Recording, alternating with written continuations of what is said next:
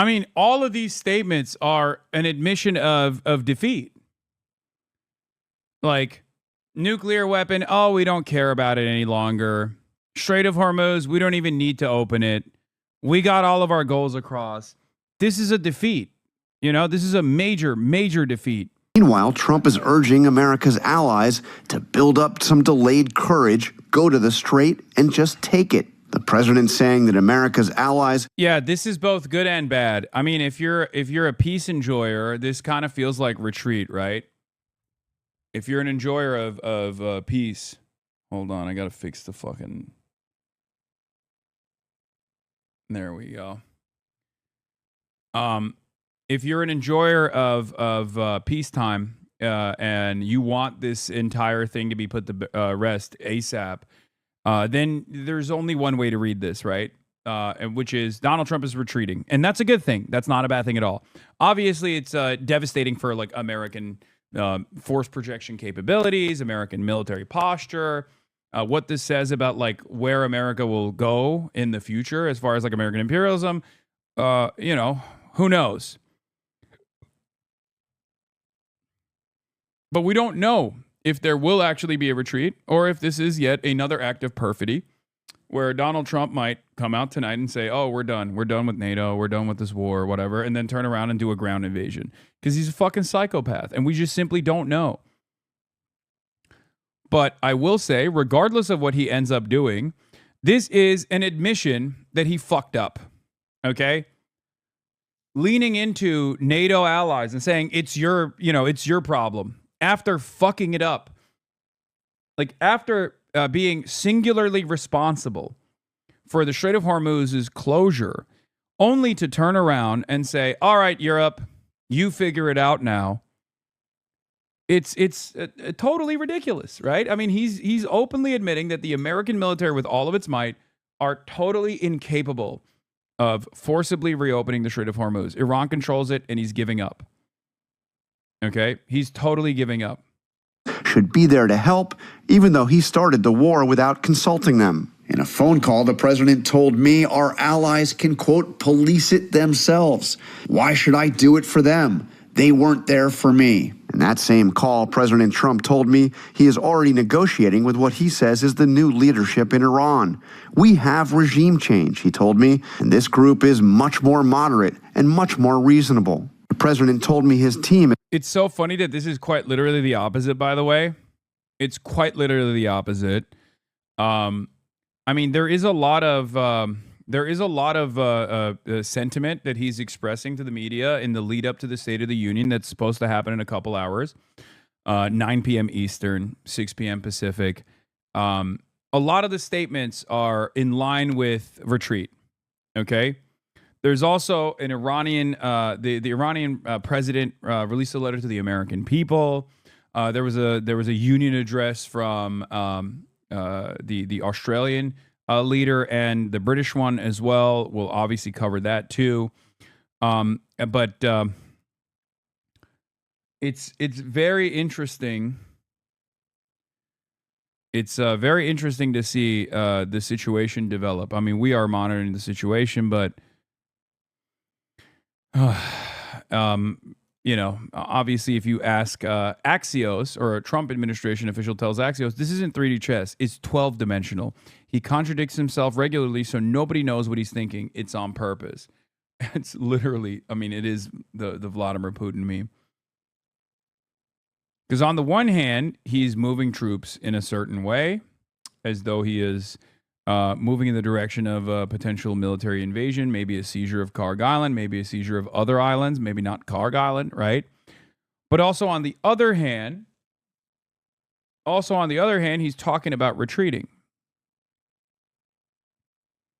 It's very interesting.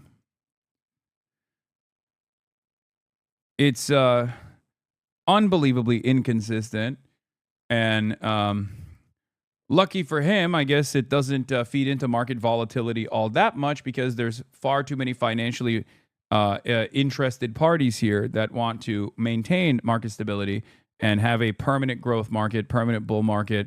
So they just, anytime he says something in the direction of retreat, they lean into that pretty hard, and they're like, oh, stocks recover by $1 trillion in value, right? Like that happens over and over again. At the end of the day, however, we're talking about hard commodities that are necessary for survival, necessary for the energy grid, and there is going to be a you know there is going to be a moment where this unstoppable force meets the immovable object, where you just can't manipulate the oil futures markets over and over again when people inevitably run out of oil, right? Because this is not just like a pure speculative asset. This is something necessary for the energy grids to operate. It's something necessary for agriculture to operate, right? When you don't have when you don't have the necessary chemical compounds being delivered, so that farmers during planting season get all of the what is it called? Gubre. I'm forgetting the English word for it. How is that even possible? English is basically my first language at this point. Gubre.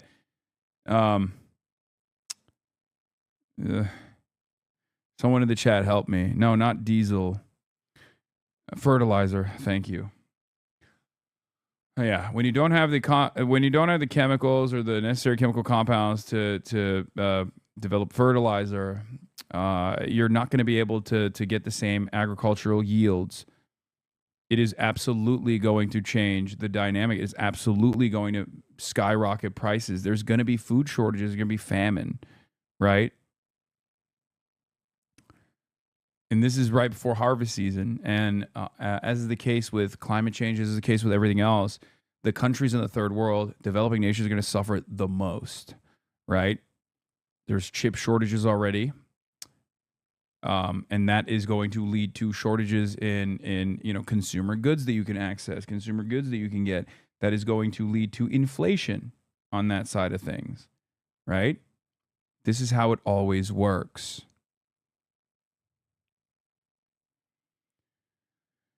Yeah, no fertilizer, no helium, no diesel.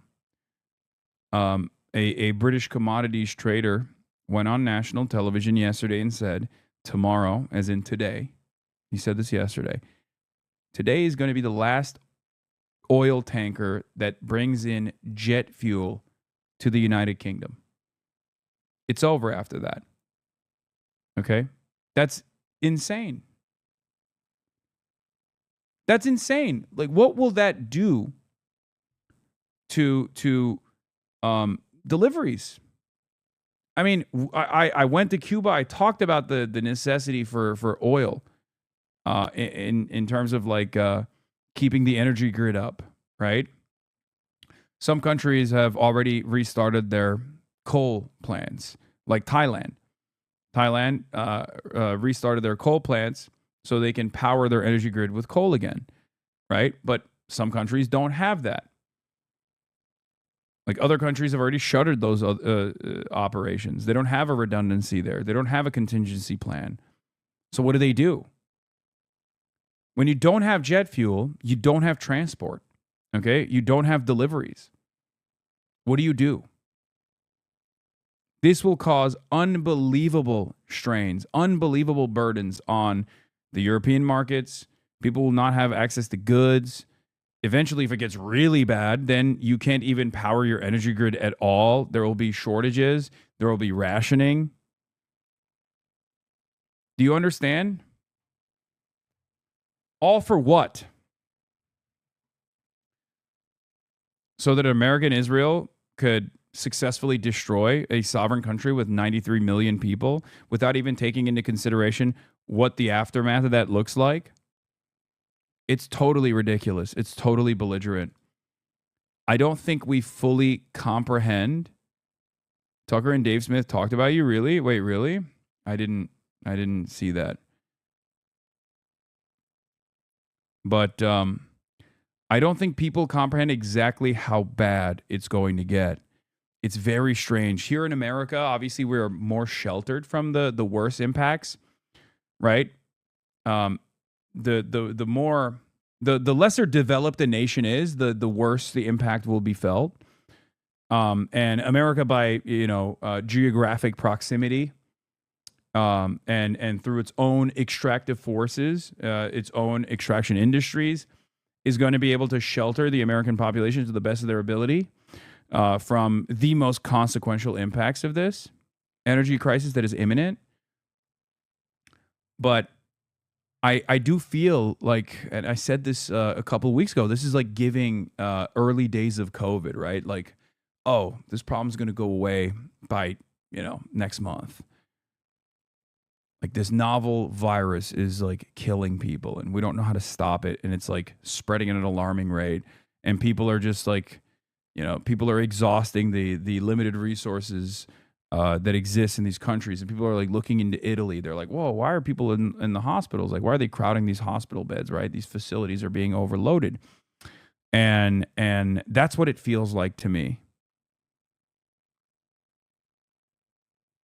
It's truly unbelievable the way that the American media is covering the issue. I mean, some people are obviously ringing the alarm bells, but the markets have not adjusted to the crisis that is coming, in my opinion. Right? Wow, the hiring rate in February, per the last JOLTS report, hit the same level it did in April 2020. This is all entirely before any of the global energy, fertilizer, food, plastic, helium, etc. price shocks get baked in. That's stating the obvious, but we should be clear that this self-inflicted crisis compounded an already gloomy trajectory. My mention? Look at this. Turns out now, of course, they're left. Well, we'll cover that later. Fun fact from Odd Lots: the U.S. had a strategic helium reserve, which it was forced to sell off in the 90s after the Gingrich Revolution. Now helium is more critical than ever, and 1/3 of all global helium comes from Qatar. Also, the stuck helium is perishable and will be unusable soon.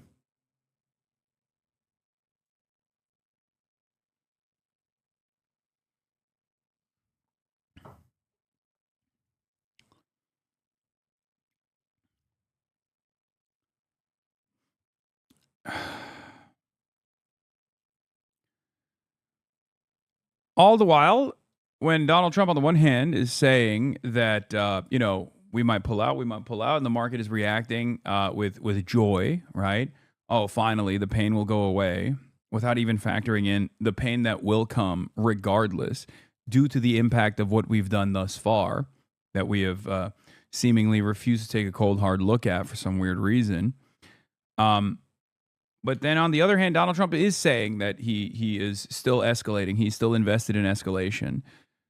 President Trump requested a plan to seize nearly 1,000 pounds of highly enriched uranium from Iran. The U.S. military briefed him on a complex operation involving airlifting excavation equipment, building a runway inside Iran for cargo planes to extract the material, and potentially deploying hundreds of troops.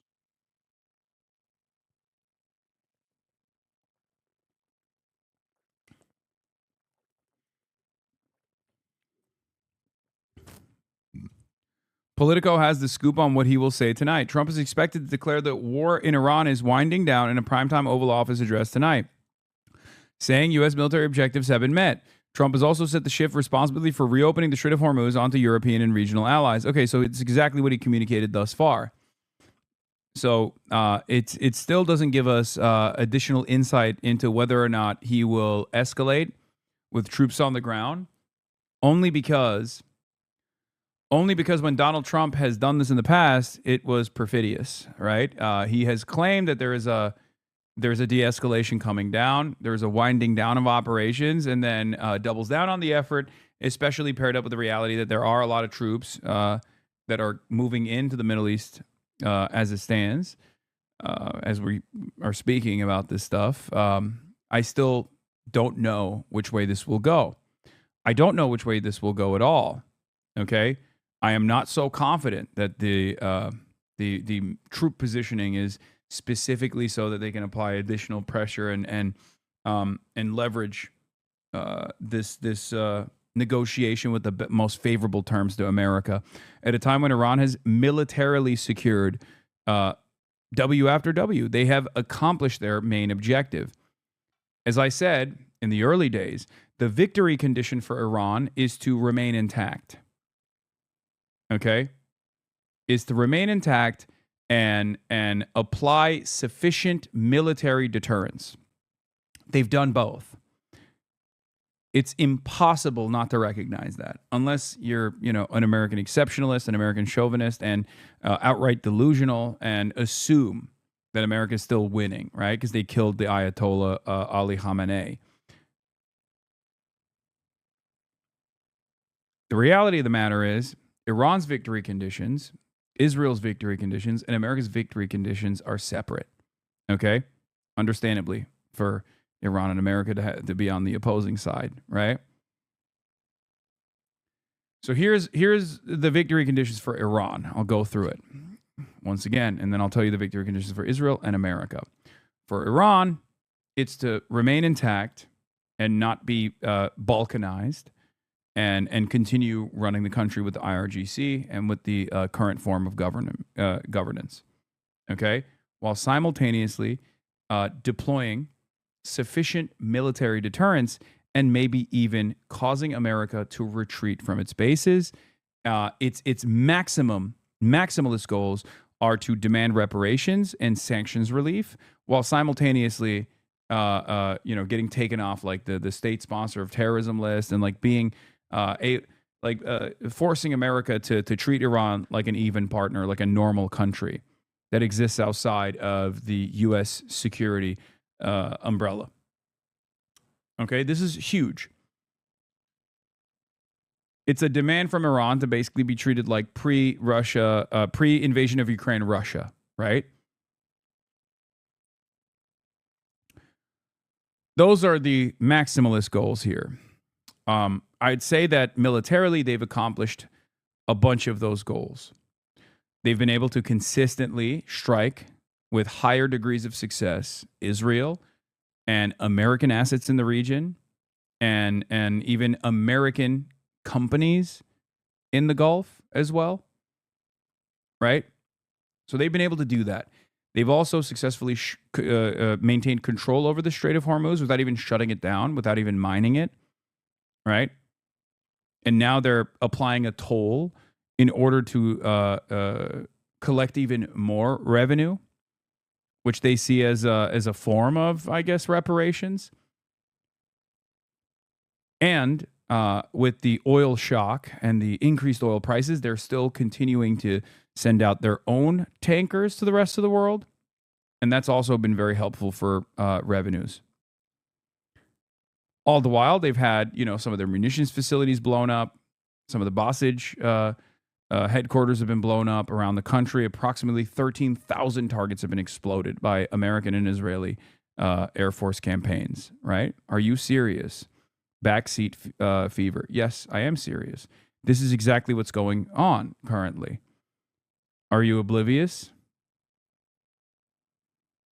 Are you oblivious to the realities that are unfolding? What's the problem? Can you tell me what I said incorrectly? No, you can't.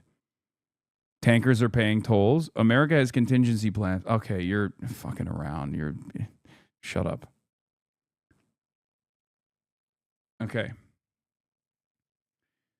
Even an accurate reflection of the expansion of the targets that they're deliberately targeting from the American side and the Israeli side is yet another reflection that America and Israel's objectives are not being met. Okay? America's goals, perhaps short-sighted and perhaps very stupid, because they were deluded into thinking that the Israeli intelligence on this was solid and reliable, most likely, coming off the victory of Venezuela. America's goals were to basically do a Venezuela-style operation, in and out, decapitation strike, 4 days, and new leadership that is much more pliant to American needs, and Iran gets dominated and is basically like a vassal state to American interests. It is no longer a problem at all, and they're willing and able to like destroy their munitions facilities and maybe even limit their missile strike capabilities.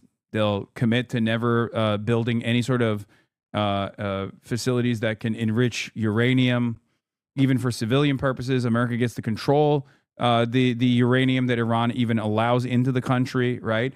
all this stuff. That's the American victory condition. The Israeli victory condition is separate. The Israeli victory condition was very different. Okay?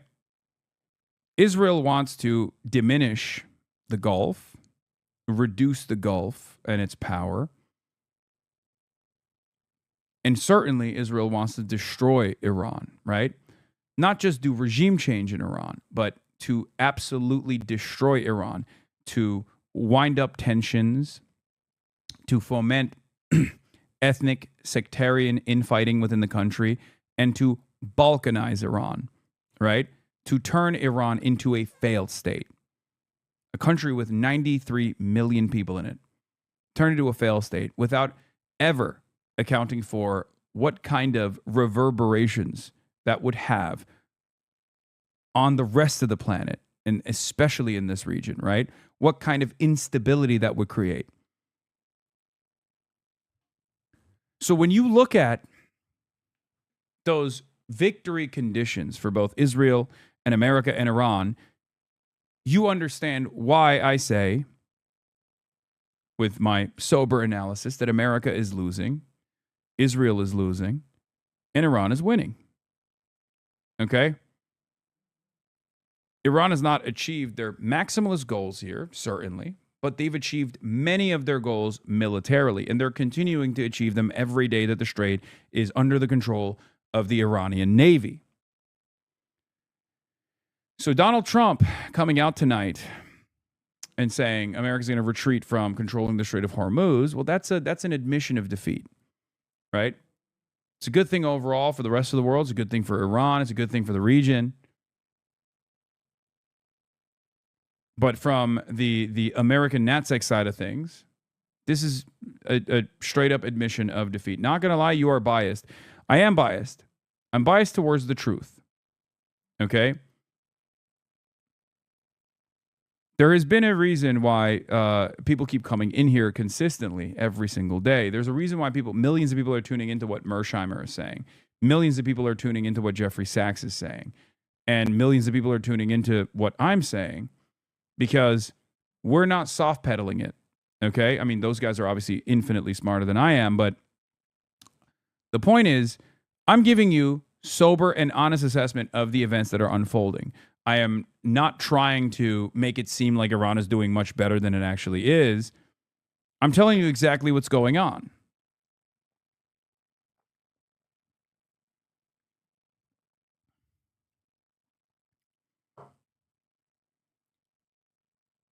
And unlike in the past, where you would have to wait like 10 years, 20 years for history to vindicate people like myself, we're getting that vindication fairly shortly, right? I mean, it doesn't take, it only takes a couple days for that vindication to come.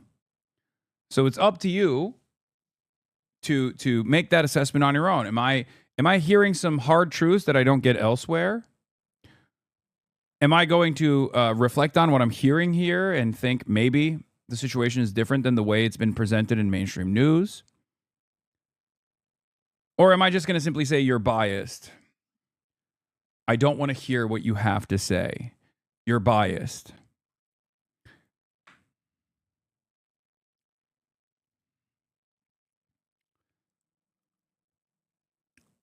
According to the Times of Israel, Iran launches 10 to 15 missiles a day at Israel on average. There have been 6 waves of launches today alone, and the largest of these waves was 10 missiles. And the interception rates have gone down. Iran has greatly improved its successful strike percentage. It's gotten to a point where the ballistic missile launches have obviously gone down tremendously. However, when they were launching a volley of 350 munitions, many of which are old munitions that they were expending to diminish Israel's defensive capabilities, to like force them to deploy as many Arrow system missiles and as many Tamir interceptors as possible. Now they are successfully penetrating the Israeli defense and actually successfully striking targets. Okay?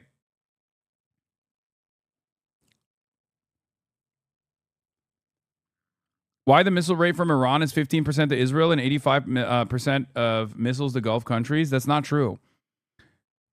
Its missile rate, its strike capabilities in Israel has gone up to above 50%. Any other number that you hear is wrong. Any other number that you hear is wrong. This is Israel's own numbers. Israel's own numbers. Israel is ringing the alarm bells. Its military incursion, its invasion of Lebanon is turning into a spectacular defeat. They do not have the numbers. They do not have the enthusiastic reservists. They are losing Merkava tanks 10 at a time every single fucking day with ATGM fire from Hezbollah. Hezbollah continues to also engage in missile barrages into northern Israel. Now the Houthis are joining the battle as well. Israel is in a very bad shape, and Israeli society has broadly shifted on its attitude as well in ways that I didn't even perceive, in ways that I couldn't even predict. Israeli society, specifically Jews in Israel, had an overwhelming approval for this Iran war, right? Partially because the Iron Dome and Israeli defenses were sheltering regular Israeli society from the worst impacts, right? But after 32 days of having to run into shelters over and over again, and Iran successfully penetrating the Israeli defenses over and over again, Israeli society's attitude has started to shift. That number went from 85% approval to 60% approval yesterday. 60% approval might come across as still unimaginably high, and it's true. Okay, Israel's a fascist society. A lot of people are very invested in doing maximum damage to every other country. They hate Iran. They have this unshakable bloodlust. But now that regular Israeli society is starting to see the consequences of their endless incursions, their endless efforts of destabilizing every other neighboring country and countries in the region, a 20% drop-off is massive. It's spectacular. Okay? Hezbollah fired ballistic missiles towards the south of Tel Aviv, possibly more Scud. Channel 12, 2 launched from Lebanon, 1 intercepted, 1 fell. Israeli home front, warning sirens are being sounded at the Palmachim air base in south of Tel Aviv. While Israeli society is still bloodthirsty, okay, by and large, what you have to consider is they are used to a level of comfort, okay? They're fucking Treatlerites. They're Treatlerites. They're used to a level of comfort, even in a fascist society. And once those comforts are taken away, once they start feeling the retaliation, the calculation changes. This was a big part of the reason why I have maintained the position that I see no difference between defensive weapons and offensive weapons that we are sending to Israel. Okay? It was the Iron Dome and the Arrow systems that allowed the Israeli government to be as violent as they wanted to and maintain majority approval, because the majority did not actually suffer any consequences for Israeli violence. Now they are. And that's precisely the reason why there is a drop-off. Okay? Important to acknowledge here. This is yet another clear-cut example. An obvious truth that the Iranian military deterrence against Israel is succeeding. Okay? It's succeeding. Anyway, also there's this wallet just put an $800,000 bet on boots on the ground in Iran. They previously were right about the time U.S. struck Iran first. Unusual, highly unusual betting taking place. It's, who knows? There's so much insider trading.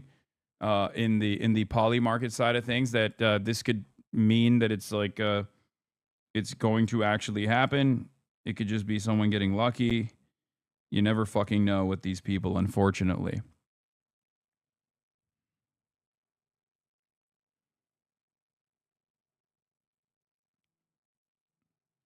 I've been pretty open about this. Like, I've been talking about this nonstop every single day, right? That all Iran needs to do is pace itself in a war of attrition. Now that they can damage the global markets, which is the only thing that the capitalist class cares about, and they are the ones who obviously run the show. Politicians are mere representatives of the interests of capital owners. When they strike at the heart of capital, when they actually hit profit centers, and they cause instability that way, that is the most effective military deterrence. Okay? That's it. So all they need to do is engage in this war of attrition, which favors them. Clearly. Here are some quotes from Trump on Iran from his interview with Reuters. Okay? And we'll talk about the capital owners and how frustrated they are as well. Asked when the war would be over, Trump said, "I can't tell you exactly. We're going to be out pretty quickly. They won't have a nuclear weapon because they're incapable of that now, and then I'll leave. And I'll take everybody with me, and if we have to, we'll come back to do spot hits. We have had full regime change," he said. "I'm dealing with very good chance that we'll make a deal because they don't want to be blasted anymore. I didn't need regime change, but we got it because of the casualties of war. We got it. So we have regime change, and the big thing we have is they're not going to have a nuclear weapon," said Trump, adding, "nor do they want one." As for the enriched uranium, still possessed by Iran, Trump said, "That's so far underground, I don't care about that. We'll always be watching it by satellite." Now, that is a retreat. That is a retreat. Trump is completely dropping all of its goals in Iran, self-stated goals in Iran, down to the nuclear program, down to the extraction of the enriched uranium. So how can you sit here and tell me if that is true, if this is sincere, if this is not Trump simply trying to, abide by a pump fake or something, simply trying to pump fake Iran, and then like he's going to send boots on the ground, which, by the way, will be also devastating for America. I need you to understand that. This will be devastating for America. Okay? If that's not the case, if this is not simply perfidy once again, this means Donald Trump is going to retreat from Iran. And it will be a immensely consequential retreat.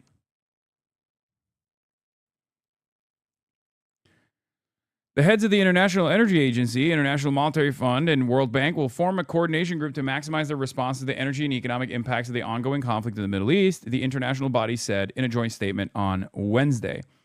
The coordination group will assess the severity of impacts across countries, coordinate a response mechanism, and mobilize stakeholders to deliver support to countries in need, the international body said. So now, capital owners are mobilizing. Let's see what little Marco had to say. Americans are asking, why did the United States have to attack Iran now? Well, let me explain. Iran wants to have nuclear weapons. Of that, there is zero doubt. If what they truly wanted, which is what they claim, is nuclear energy, well, they could have nuclear energy like all the other countries in the world have it. And that is, you import the fuel and you... It's so funny. It's just like every part of this is a lie, right?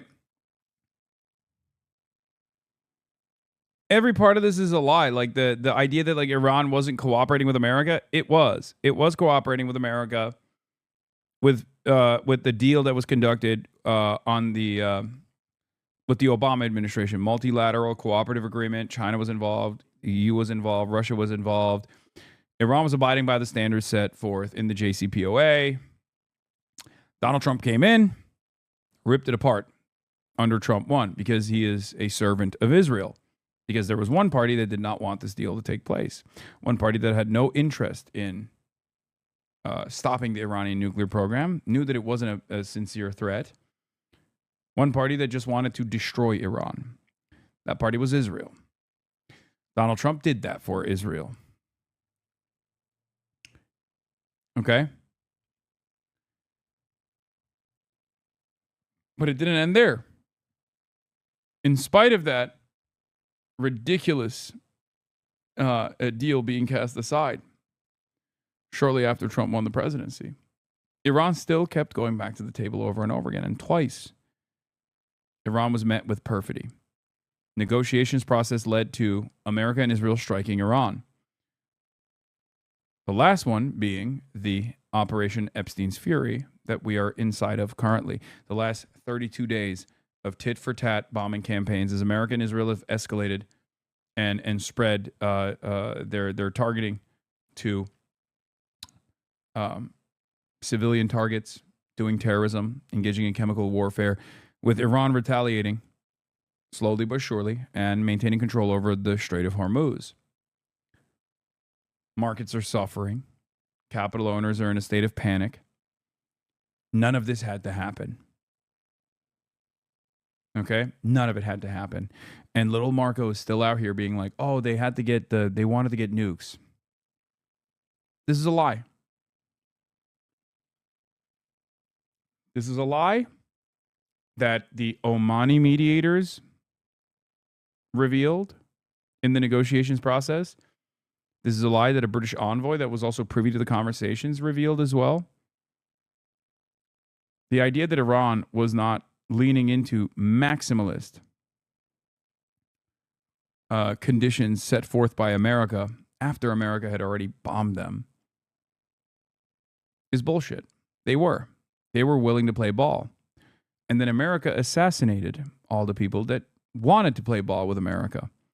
All the people that had demonstrated strategic restraint, they were all assassinated. So when Donald Trump says regime change took place and now we have much more moderate people in charge, that's a lie. Regime change took place. This is true. Except the regime that's in place right now is hardliners. Okay? And you can see that with the way that they're moving. They have not de-escalated at all. They're continuing to control the Strait of Hormuz. They passed a bill in Congress to legalize their dominance over the Strait of Hormuz and the toll system that they implemented.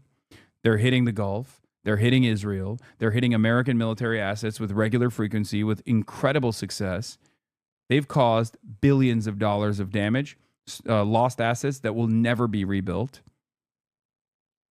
And they did that in just 32 days, showing the rest of the world that America does not have the same force projection capabilities that we once thought it had, and that American security cooperative agreements simply turn these countries with the U.S. military bases into missile sponges.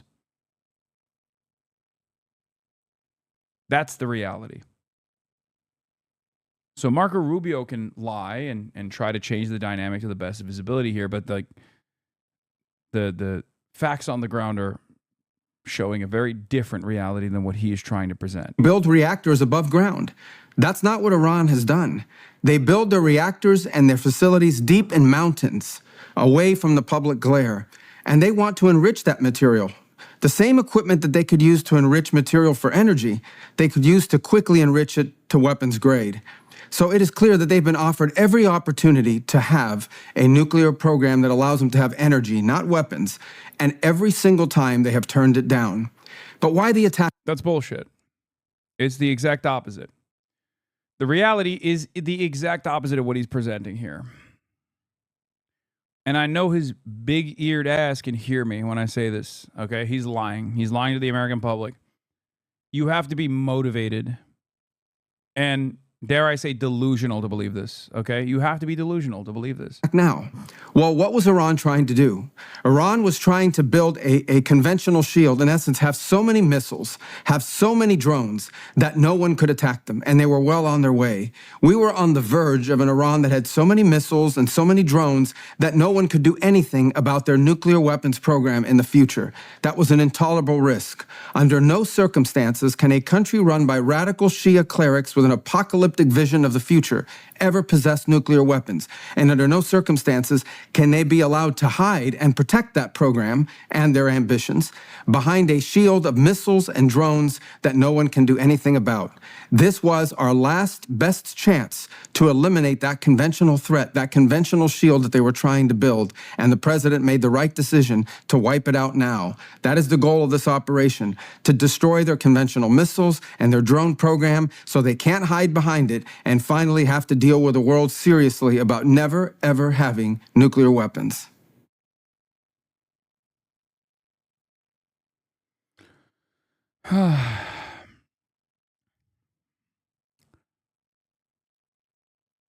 Why I recorded this mid shit? Yeah,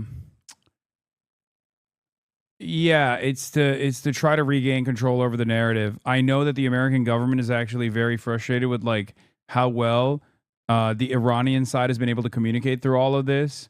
One of the big issues is that the foreign minister Arakshi speaks English very well and has gone on American news programs to directly deliver the Iranian side. That's very frustrating for obviously propaganda efforts. It's a huge problem, right? You can't undermine your opposition. You can't turn them into like Hamas or Hezbollah. They're not a non-state actor. They're a state actor. They're a sovereign state, and their leadership can speak English. That's a huge deal in terms of being able to communicate your desires and to defend your humanity in the eyes of Americans. Okay. On top of that, the silly memes that they've been posting, they've also played a formative role. You know? So this is something that they are worried about. This is something that the American government is absolutely worried about. They've tried to get the military PSYOP team to start doing counter messaging, and that's part of the reason why Marco Rubio is coming out and making shitty videos like that.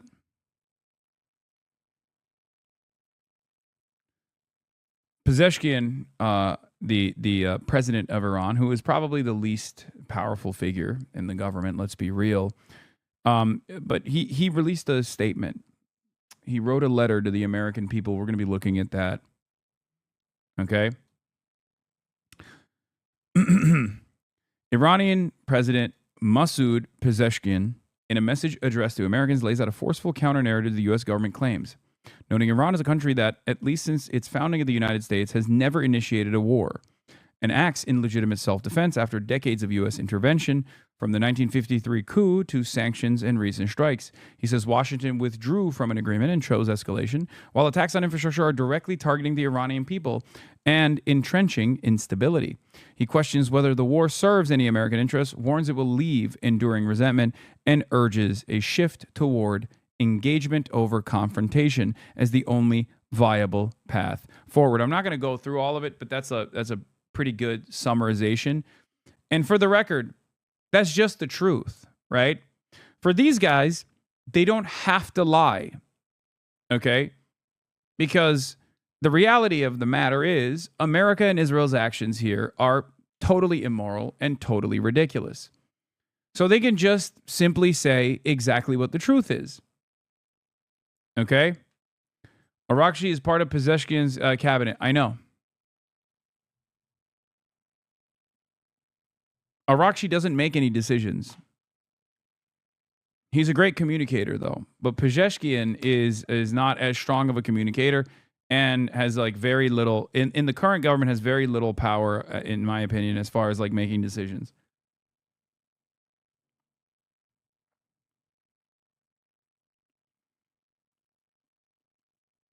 Arakshi has contradicted statements made by Pezeshkian in the past. If you recall, when in the early days, Pezeshkian came out and was like apologetic to the Gulf neighbors and stuff. He had to literally come out and correct the record.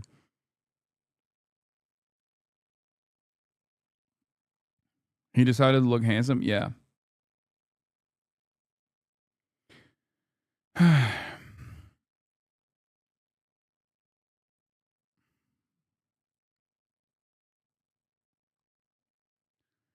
Iran Foreign Minister Arakshi, no ceasefire proposal has been made by Iran. The 5-point plan allegedly proposed by Iran is media speculation. The war will continue until the aggressor is punished and full compensation is paid to Iran. Yeah.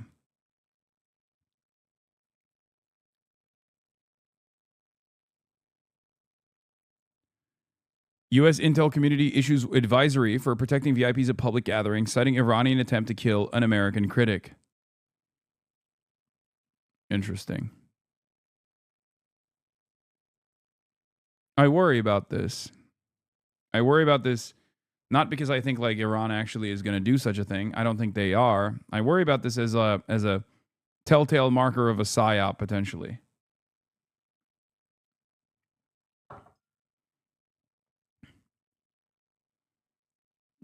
You know, false flag. Calling the shot ahead of time so you can turn around and say, "See, we told you."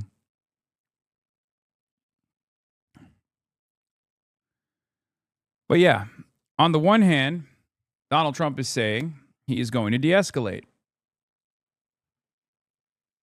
On the other hand, he's saying that there's a high-risk plan to seize the Iranian uranium.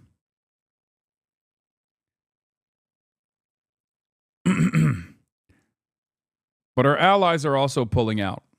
Our allies are also taking a strong stance against the United States of America in this incursion. Because not only is it indefensible, but it's also devastating. It's quite consequential for the global markets. And England doesn't want to participate in it. Even Germany is shy. Right? This is like Five Eyes is a core part of American and Western imperialism. When you got Australia and the UK coming out and saying, this is not for us, that's a huge deal. That's even, in my opinion, that's a more consequential statement than even NATO. Right? It's a big deal.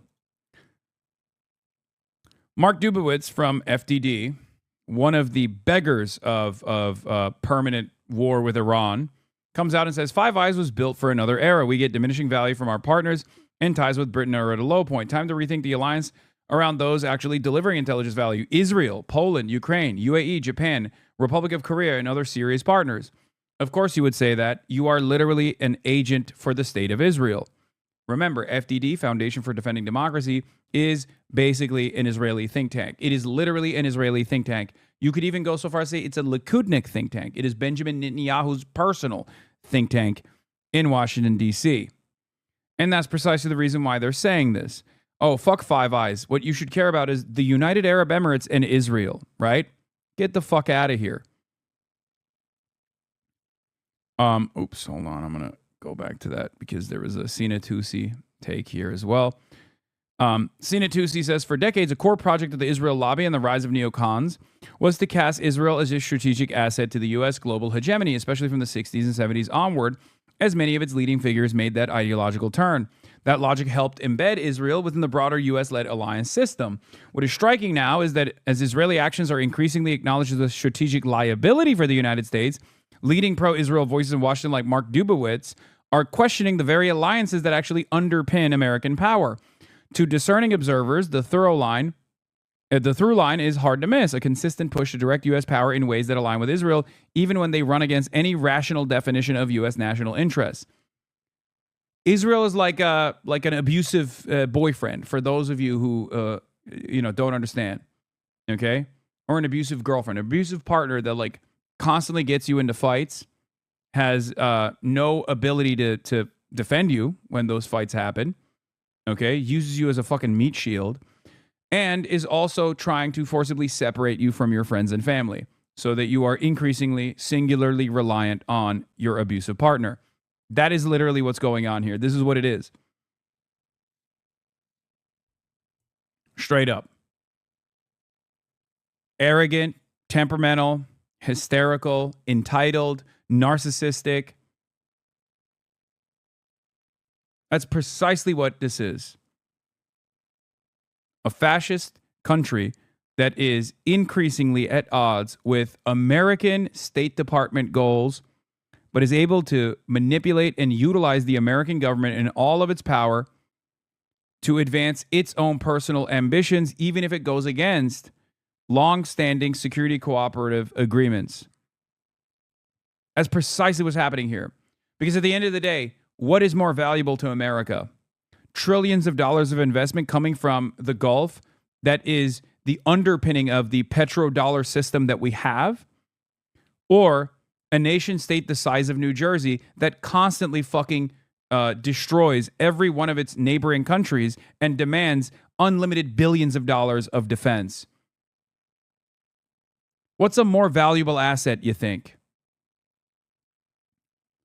Now, I'm not in favor of American imperialism. Having said that, however, if I was a competent State Department official, I would look to this dynamic and say, we have to cut Israel out of this equation. We have to bring Israel to heel. Because at this point, it's absolutely harming our interests. It is diametrically opposite to our interests. I wouldn't say this about previous military incursions in the way that, like, Joe Kent or Tucker Carlson does, where they shift the blame over to Israel. Israel's the reason why we invaded Iraq. That's not true. We did not invade Iraq because of Israel. Did Benjamin Netanyahu play a role in the invasion of Iraq? Absolutely. Was he playing an advisory role? Yeah, of course he was. He came to the United States of America, delivered speech after speech to Congress about why this was good. Maybe he gave a 10 to 25% push, right? But our ambitions were ours when it came to extracting the natural resources of Iraq. However, this time it's different. It wasn't 40%. You're wrong. This time it's different. This is a spectacular mistake for those who want to continue American empire. Allowing Israel to basically infiltrate the highest levels of decision-making in this country with its helpers.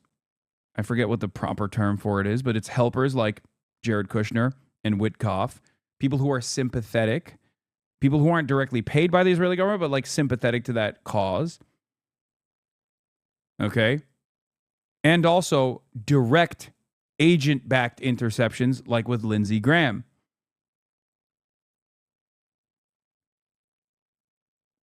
No, there's an Israeli term for it, for the helpers. No, not useful idiots, lackeys, or whatever. There is an Israeli term. There's a Hebrew term for it in Israel that the Israeli government points to, where they say they're not Lindsey Graham. I'm talking about Jared Kushner, or like, for example, a great example of this that isn't Jewish is Brett McGurk, right? Because I'm not just like implying that Witkoff and Kushner are Jewish and that's why they are doing this or whatever. Is it Azar? It could be Azar. I don't know. Whatever. It doesn't matter. But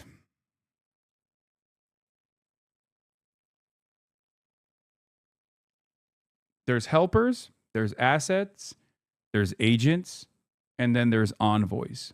Okay? In this circumstance, Donald Trump is surrounded by people who are sympathetic. And so was Joe Biden, but Joe Biden himself was also sympathetic, right? Donald Trump is more malleable.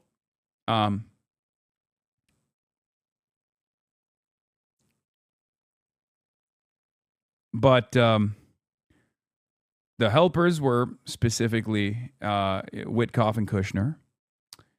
The assets were Lindsey Graham, who kept traveling back and forth to Israel and openly told Wall Street Journal that like he was getting talking points from Israel to convince Donald Trump.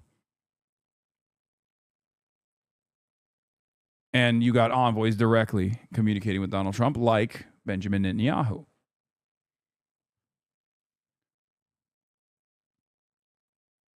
And that's how we arrived at this spectacular fuck up. Okay? And Donald Trump did not listen to his own generals, his own intelligence assessments on how things would go when they warned him. And he went through with it regardless. So that's the reason why I say this time is different, that Israel is in the driver's seat. Israel has been in the driver's seat for our Middle Eastern affairs since Trump won. That was a big shift. That's why Trump did a bunch of things that no previous administration had ever entertained. And this is yet another one of those instances. Because Israel has wanted to, blow up Iran for years, for decades. Iran has been an ever-present threat to Israel, both with the axis of resistance and also with its missile striking capabilities.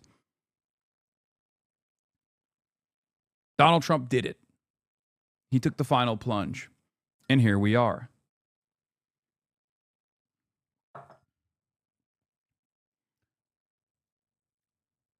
Has been talking with the Speaker of the Iranian parliament, who just a few days ago was taunting Trump on social media, posting, "Sad, but this is what happens when your leaders put others ahead of hardworking and ordinary Americans." But Trump telling me he's toned it down a lot. He's much better. The president then added what sounded like a threat to the man he says he is talking to. "We know where he lives. Let's put it that way."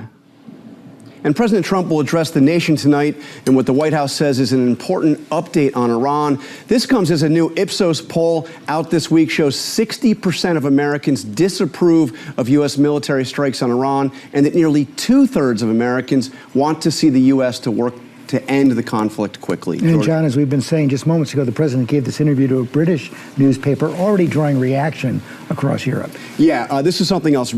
Asked directly, would you consider withdrawing from NATO? And look at his answer. He says, "Oh yes, I would say it's beyond reconsideration. I was never swayed by NATO. I always knew they were a paper tiger," and Putin knows that too, by the way. The reason why Donald Trump uses paper tiger when he's talking about NATO is because everyone else is calling America a paper tiger for understandable reasons, because it is. But it's really funny because NATO is America. So when he calls NATO a paper tiger, he's still calling America a paper tiger, but he's too stupid to recognize that for some reason. In his endless need to shift the blame over to someone else, he ends up he ends up fucking, what is this? What? We already read the letter, man. Calm down. Yes. We read it. You're like spamming it. You're like, dude, Pezeshkian dropped something crazy, bro. You got to read it. It's crazy style. Didn't give you a lot of time yesterday. Yeah, look, I have to say, one thing that struck me, I spoke to him for about 20 minutes yet in the middle of the day, in the middle of the workday. He seems like somebody who doesn't have a concern in the world. He seems extremely confident that the war is going to be just fine, that Americans will turn around and support it, that prices will come back down. He spent a lot of the time, George, talking not just about Iran, but about the ballroom that he is building, which was stopped yesterday, about the fact that his signature is going to be on the dollar bill, that they're renaming the airport in Palm Beach, even talking about plans for the library that his son Eric is working on in Florida. He really seemed like a man that was not troubled at all by what was going on. All in the middle of the war. All in the middle of the war, yeah. John Carl, thanks very much. Turning now to the latest on the war in Iran. President Trump has announced a prime-time address tonight on the conflict. On Tuesday, he said the war could wrap up in 2 to 3 weeks, but it's not clear what he'll say this evening. Major stock markets were up Tuesday on optimism the fighting could end soon. Weijia Jiang spoke with the president about his plans. Weijia, good morning. What did he say? Adriana, good morning to you. Good morning to everybody. Even if the U.S. pulls out of the Iran war in 2 or 3 weeks, that would be longer than President Trump's original timeline. I asked him what else has to happen between now and declaring victory. Trump said, quote, "Not much. We want to clean up some ends, but we have done our job." We'll be leaving very soon. President Trump said the U.S. continues to negotiate with Iran, but will soon be done with the war. I had one goal. They will have no nuclear weapon. And that goal has been attained. They will not have nuclear weapons. But we're finishing the job. And I think within maybe 2 weeks, maybe a couple of days. In a phone interview, I asked the president if removing the enriched uranium that remains in Iran, a critical component to make a nuclear weapon, is a requirement to declare victory. Trump said, "I don't even think about it. That's so deeply buried, it's going to be hard for anybody." Trump said it's possible Iran will make a deal in the coming weeks, but added that is not necessary for the U.S. to end the war. They're losing. I mean, all of these statements are an admission of defeat. Like, nuclear weapon, oh, we don't care about it any longer. Strait of Hormuz, we don't even need to open it. We got all of our goals across. This is a defeat. You know, this is a major, major defeat. Right?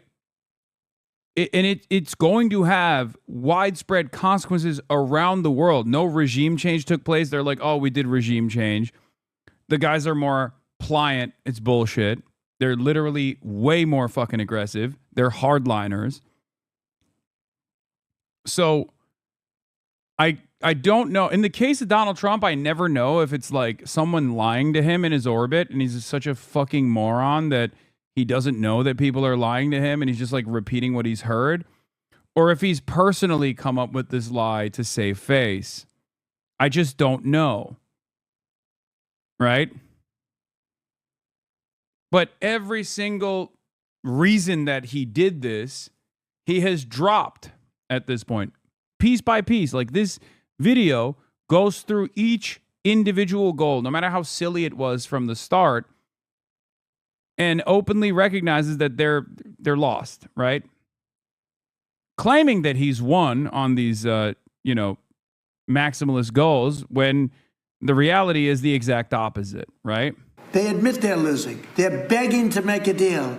Earlier Tuesday, the president said reopening the Strait of Hormuz is up to other nations since they depend on Gulf oil far more than the U.S. I'm not a gatekeeper for them, he said in our interview. Countries have to come in and take care of it. They'll go right like, up there. we're operating like there's no tomorrow, right? We're behaving like there's no day after. This is the same thing that I was considering for Israel, right? Like, when Israel was doing this genocide and openly showing the rest of the world that they're not a force that you can reason with, right? That they're just like this unstoppable force of evil. They were not calculating what the day after would look like. When you unwind international standards, when you destroy the liberal post-World War II consensus, the post-World War II international rule-based order, eventually someone is going to strike back against you in a similar fashion. Here, I'll give you a small example of this, right? Cluster munitions. America and Israel have never signed on to the weapons conventions barring the usage of cluster munitions, right? They've never done so. And now Iran is using cluster munitions on Israel. So Israel keeps turning around and saying, they're using cluster munitions on us. Like, this is a war crime. And no one gives a shit. Because you fucking violated the rules from the start. You violated the rules from the start. Of course they're going to fucking use it against you. And no one is going to turn around and be like, wow, I can't believe it. You know? Like, that's ridiculous. That's fucking ridiculous. This is the problem with might makes right politics. It only works if you are the most mighty, okay? And it certainly doesn't work if there is a country that is invested and has the capabilities of conducting asymmetrical warfare. Iran is that country. That's the problem here. Might makes right only works as long as you are the most mighty. When you are no longer the most mighty, all of a sudden, you're in a spectacular position of weakness. Far weaker than you actually ever were when you first entered the battle.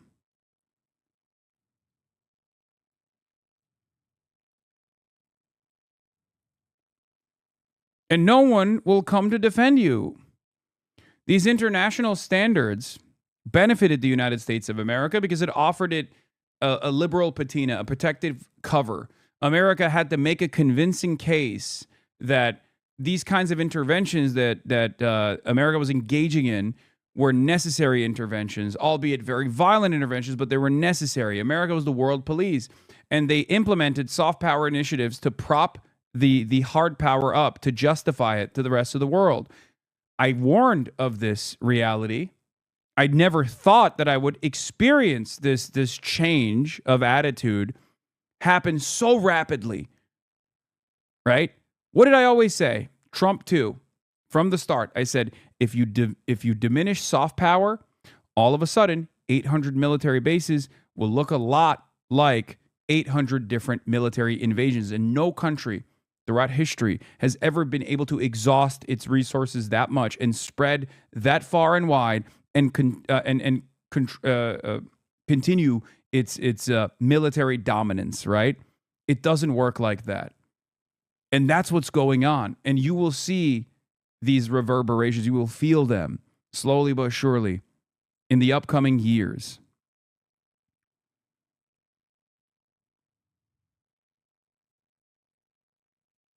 And they'll be able to fend for themselves. I think it'll be very safe, actually, but we have nothing to do with them. Iranian restrictions in the strait have caused gas prices in the U.S. to spike by almost 35% since the war began. All I have to do is leave Iran, and we'll be doing that very soon, and they'll become tumbling down.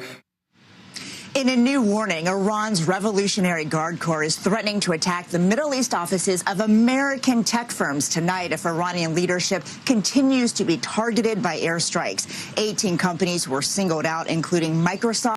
50,000 Cartier glasses. You keep saying America and Trump is losing the war, but you can't even see that the actual war objectives are. The stated war goals were never the actual objectives, but you can't see what they are. What are the actual war objectives, Drake Sinatra? Was it to... Was America's actual war objectives to show the rest of the world its ass? Was that what it was? To just like light billions of dollars of weapon systems, radar installations, and irreplaceable aircraft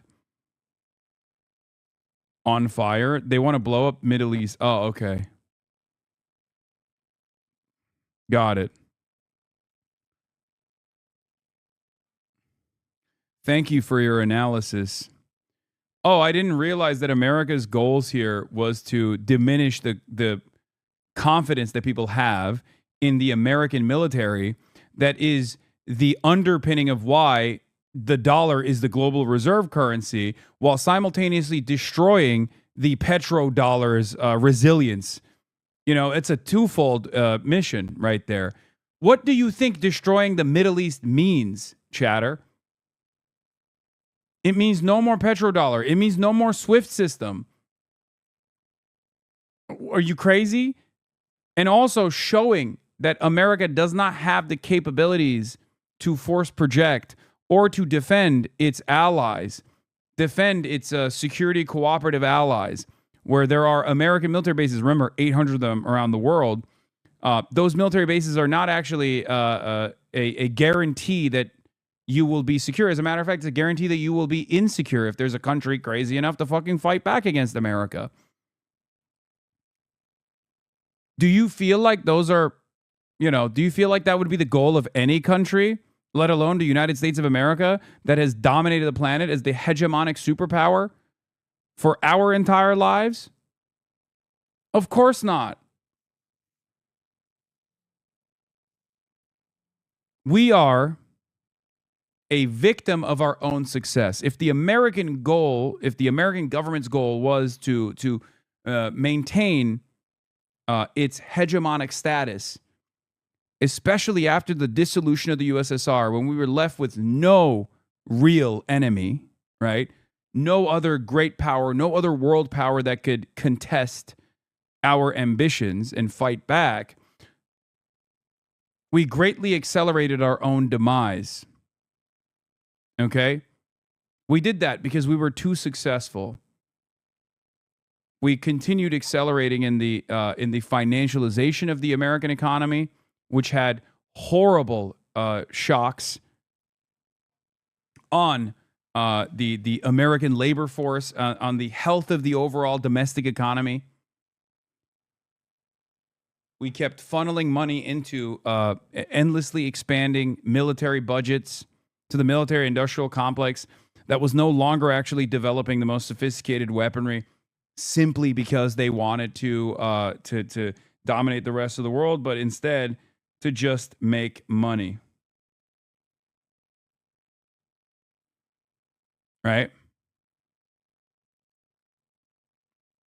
We've spread far too thin, and we could do so because we picked our targets carefully. Okay? We picked our targets carefully. Iraq, Afghanistan, Iraq again, right? Like those were targets that we could dominate militarily, okay?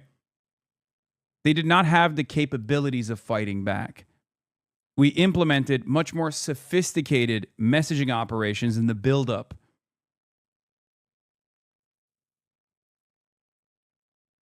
This time it's different.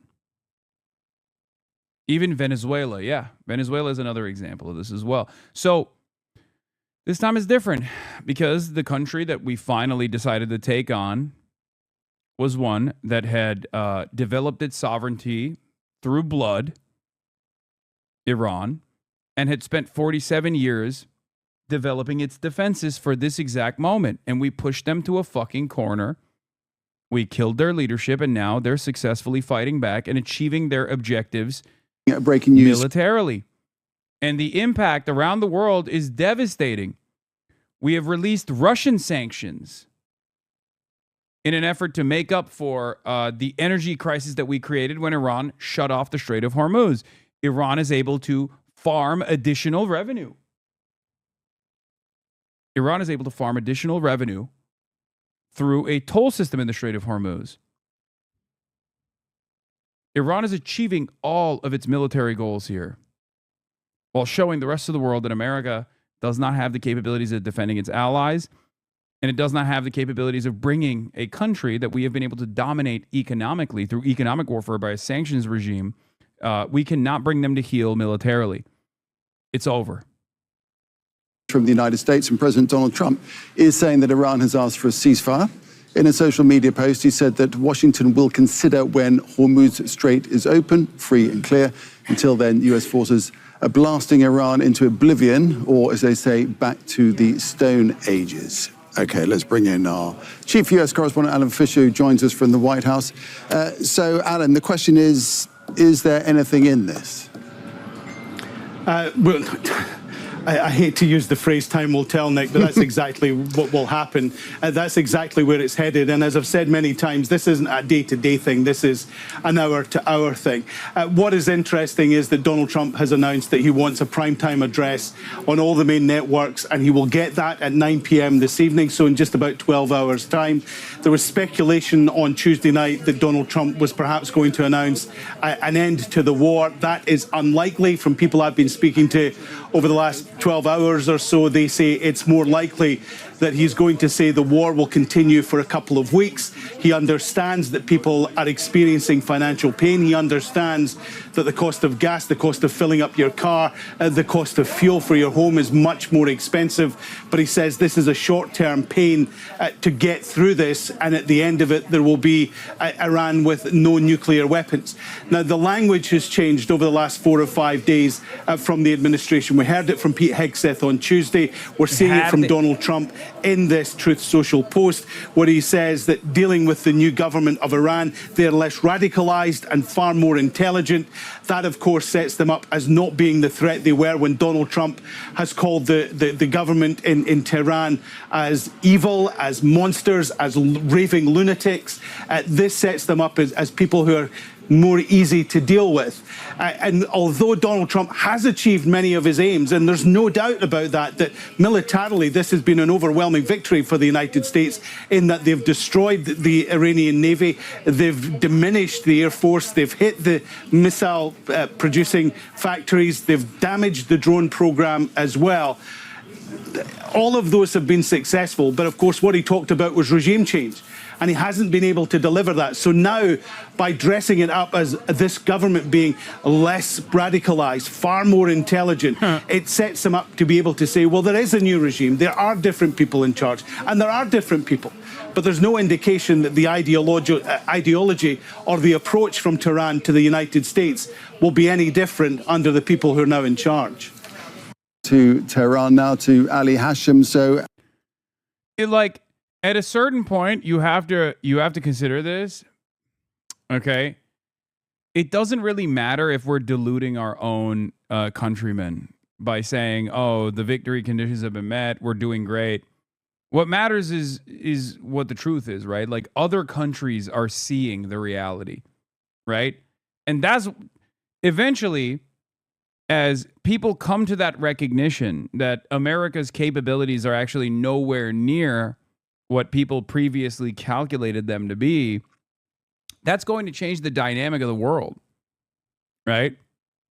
Like, it doesn't matter if the stock market is doing well in the United States of America for the time being. It doesn't matter if, like, Trump says, "Oh, I won all my objectives here.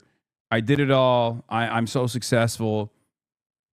Like, what matters is the truth. Because at the end of the day, these other countries that are, led by competent leaders, even if they're vassal states ultimately, they see the truth. They recognize what's going on, right? It doesn't even matter how they communicate. It doesn't even matter. Because, like, you look at 32 days ago, you look at the statements from European leaders 32 days ago. And look at how they're talking about the situation now. Okay? Match those statements up. Listen to Merz. Listen to Keir Starmer. Listen to Macron. They were salivating. They were so elated. They were like, "Oh, finally, we're doing this. I mean, listen, it's great. Fantastic, Mr. President. Thank you for doing this." Now listen to them 32 days after the fact. It's impossible. It's impossible to avoid the truth. When you hear the fear in their voice, their tenure has changed, right?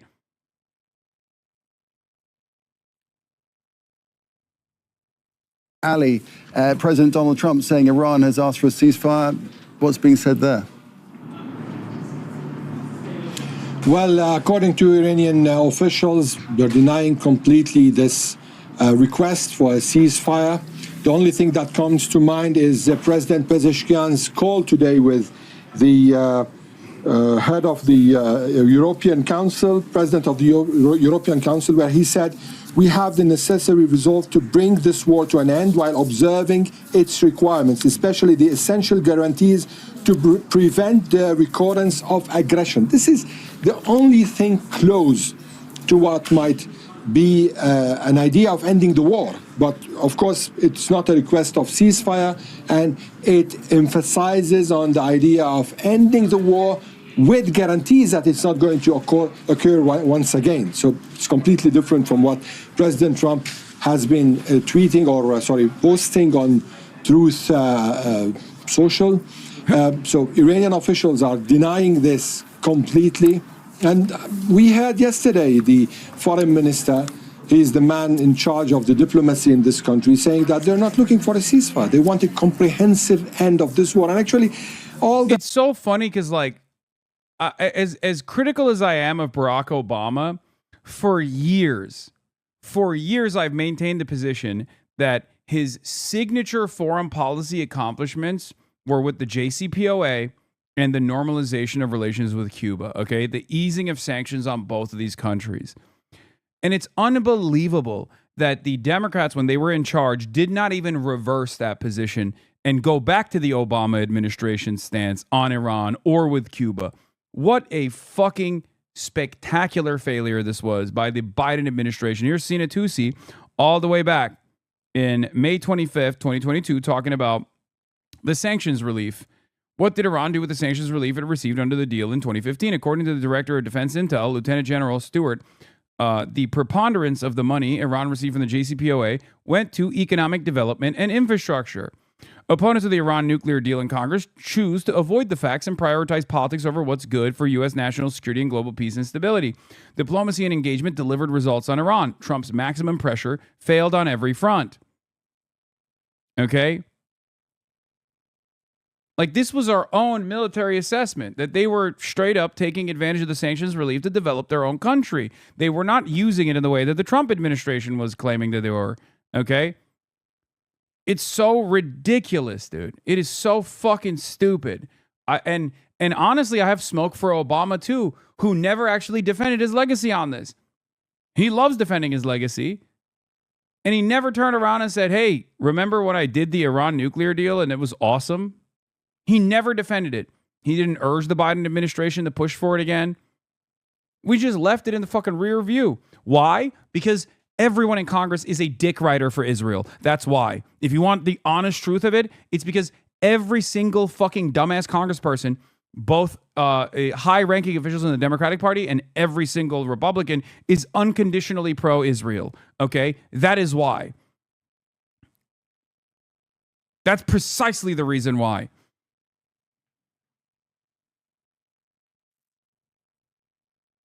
What a crock of shit this is.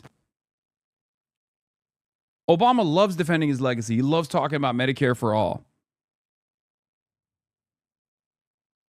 And yet, he never talked about his legacy with the Iran deal. Never. Not once. Never defended it. Never urged the Biden administration, who was, his vice president, right, to reconsider the JCPOA.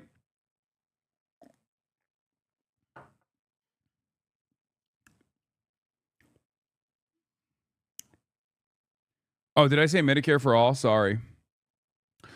ACA. Obamacare. That's what I was talking about. Obviously, he didn't do Medicare for all. He's antagonistic to Medicare for all because it questions his legacy. Let's be real. Analysis here in Iran and observations and officials are saying that they are not in a position to ask for a ceasefire because this is going to be very harmful for Iran because it's going to leave this whole conflict in this just flying the sky in tatters. At any time they might be attacked once again. What they want is just like Mr. Pezeshkian said, the president Pezeshkian, that they need guarantees so that this is not going to happen again. Also, Abbas Araghchi yesterday in a phone call with the Lebanese speaker Nabi Berri said that the end of the war in Iran is going to be in accordance with the end of the war in Lebanon. I mean, it's very complicated to end this way. Ali, thanks for that. Ali Hashim there in Tehran. 昨天，中共中央政治局委员、外交部长王毅同巴基斯坦副总理兼外长 China and Pakistan launched joint peace initiative to stop the spillover of Middle East. 达尔举行会谈，就海湾和中东地。 Even though you done did me dirty, you're still my number one Shrimaki. Here's what the actual war objectives are, in my opinion. Oh, this guy wasn't memeing. He's like being serious. End energy dominance of Gulf and world dependence on them. Secure energy dominance over Europe. Fund war chest with for war with China. Eliminate threats to Israeli local hegemony. Dog, do you think we're achieving any of those things? Do you understand that like the refinement capabilities that we have to implement on U.S. soil in order to take advantage of the Venezuelan crude that we have, heavy crude that we have, to make up for the loss of supply from the Gulf is infinitely riskier with no real with no real mechanism to achieve those goals. I've talked about this already. As opposed to just like keeping the fucking GCC stable because they're vassals anyway. You're out of your mind. You're talking about like a 5-year period where what? There's just going to be rolling blackouts in every country with the exception of the United States of America and Canada and Mexico? That's fucking insane. And Russia?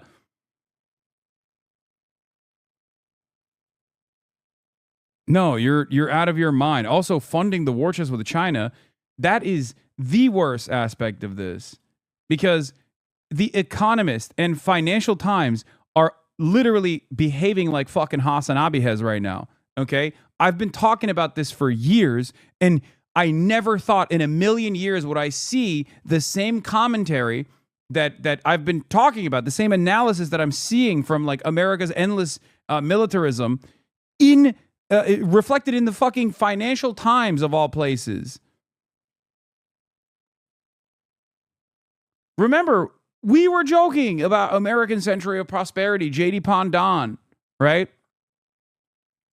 The Economist literally did a J.D. Pondon do nothing win meme.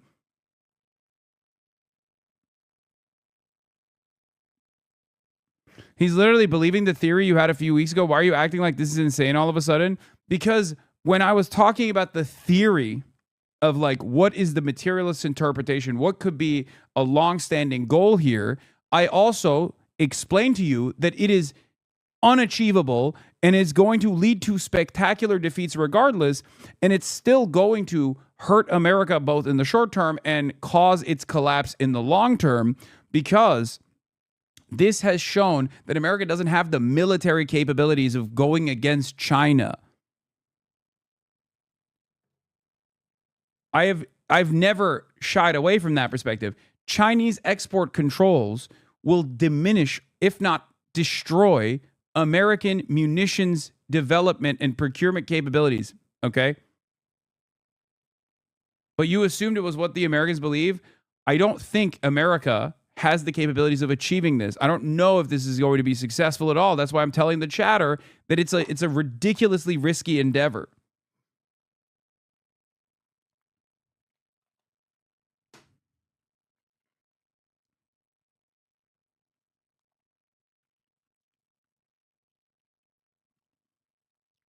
Trump is now in an impossible bind. If he tries to occupy Karg Island, he will almost certainly have to use U.S. troops, committing to the U.S. fully to a war that will ratchet up gas prices. If Trump chickens out due to Hormuz, it makes America's military might look laughable. I think chickening out or not, this is already unsalvageable. I think if Donald Trump came in and tried to do like a swift tactical operation and was able to seize control over the over Karg Island, and let's say Iran didn't fucking evaporate Karg Island and like laser however many thousands of troops that were deployed on Karg Island, because I think Iran would just straight up nuke Karg Island, just so you guys understand. Like if America somehow takes Karg Island, Iran nukes it. Not with like a real nuke, but you see what I'm saying, right? Like they will take that. They will absolutely blow up that island in order to kill as many American troops as possible. Okay?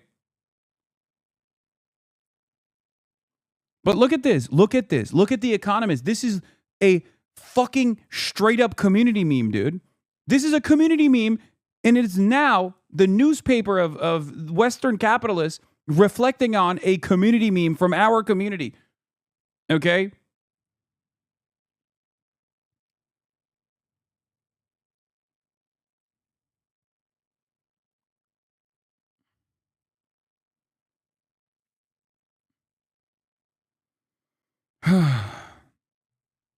It's just like, I've never seen so much unbelievable vindication in such a short period of time. Like the Gaza equation took 2.5 years and an unlimited bloodshed of children for people to basically come to terms with the reality, to come to our side in the argument, to see what we were talking about, right? The Iran one is even far more accelerated than that. I can't believe it. Adam Tooze was talking about how China can restore, stability around the globe. He was like writing for the Financial Times, talking about a 5-point plan for Chinese dominance. Now, some of it is very silly, obviously, but like, it's crazy that it took like less than 30 days for many intelligent people to really reconsider how they view China, to really reconsider how they view America's force projection capabilities. Things are happening. This is why I said in the beginning of this conflict, I said these are the weeks where decades happen, right? We're in it. We've been in it. Yeah. Francis Fukuyama talking about the nuclear doctrine and saying North Korea was right to develop nuclear sovereignty. Like, these are people that have, I mean, even down to like the FTD guys or the Atlanticists at these like right-wing American foreign policy think tanks that have demanded America do exactly what it's doing for years and years, have to conduct sober assessment about how things are going and saying, this is really bad. This is really, really bad. We have to figure out a way to fucking pull out. Like Citrinowicz, right? Like that guy who's another one of these like analysts that's, an Atlanticist. I think he's at like, is he at Rand or something? I don't know. I forget where he's at. But all of these like pro-military intervention guys are now turning around and being like, we have to pull out. We have to pull out. We have to pull out. Okay? That's unbelievable. That's unbelievable.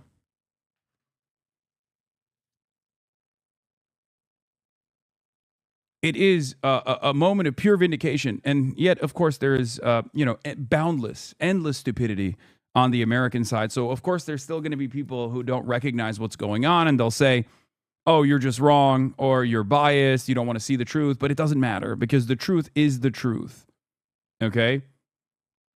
Intelligent people in other governments and foreign governments, intelligent people that have their assets, that have their assets in the region, that are experiencing the shocks, are recognizing exactly what's going on, and they're going to reconsider American hegemony. The damage is done, right? I don't think there is any way to turn this around. It's been said before, but it should be said again. This could be the United States of America's Suez moment. Yeah.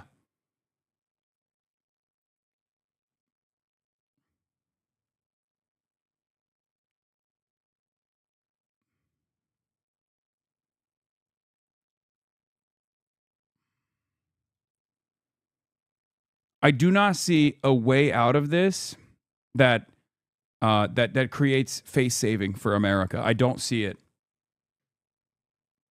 The moment that Iran was able to control the Strait of Hormuz and stop oil tankers from passing unless they pay a toll in Chinese yuan, was the moment where everything changed. Okay? And they have not let up.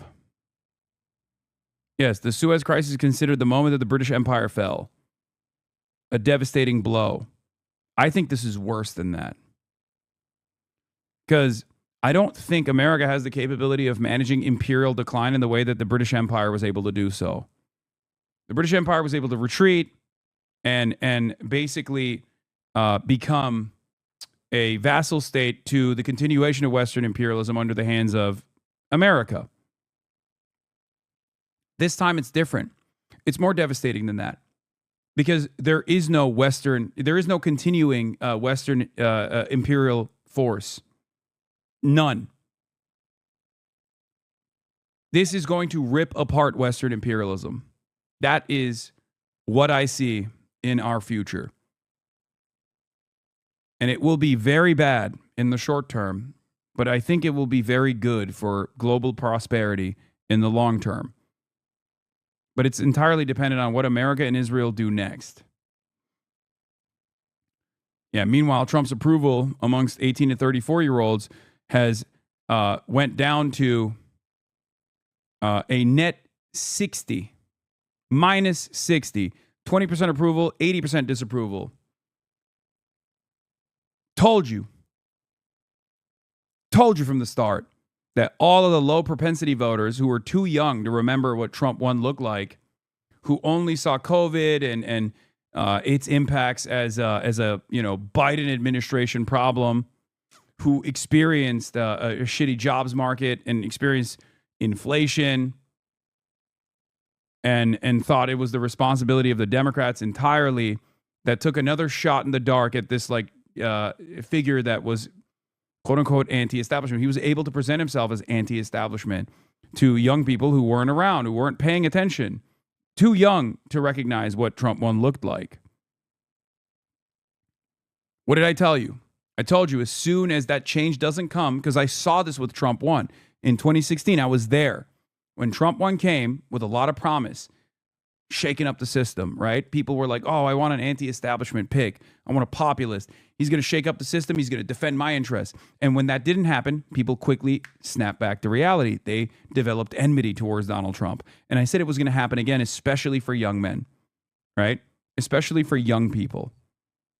Young people who do not remember what Trump 1 used to look like and decided to gamble on Trump, just like people did in 2016.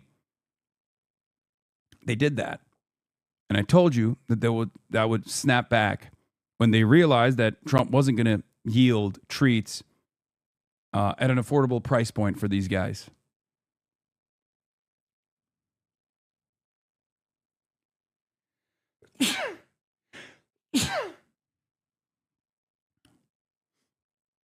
In any case, here we are.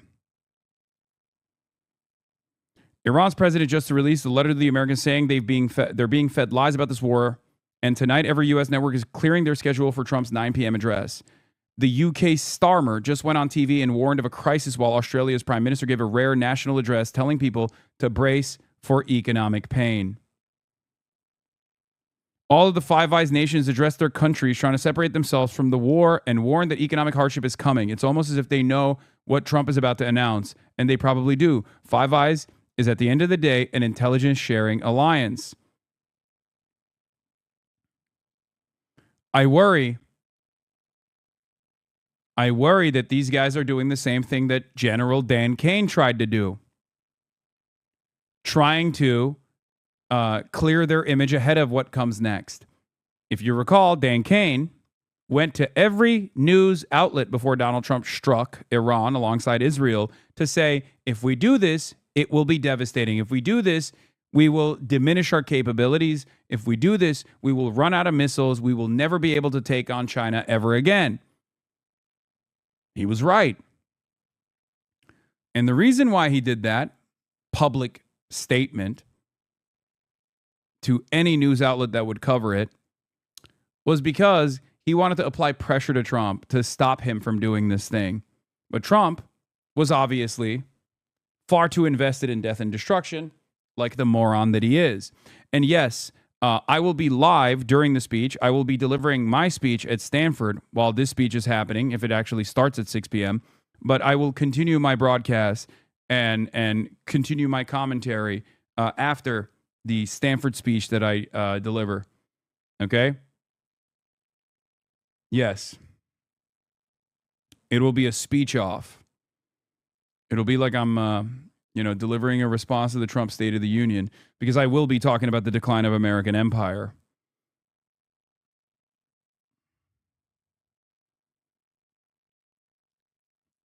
Has Iran obliterated the Hasanabi doctrine? Does it need revised? What? No. If Iran had nukes, this wouldn't have happened. The world would be more stable. The region would be more stable. Iran can continue having its sovereignty. The reality of the matter is, Mearsheimer was totally correct when he said, if Iran had nukes, Israel wouldn't be able to fuck with Iran, America wouldn't be able to fuck with Iran, and that region would be an infinitely more stable region. It's just the truth. It's just the truth. Look at North Korea. Nobody fucks with North Korea. No one's going to watch your speech, little bro. We're watching Trump. Shut the fuck up, bitch. Yes, I will be streaming my speech as well.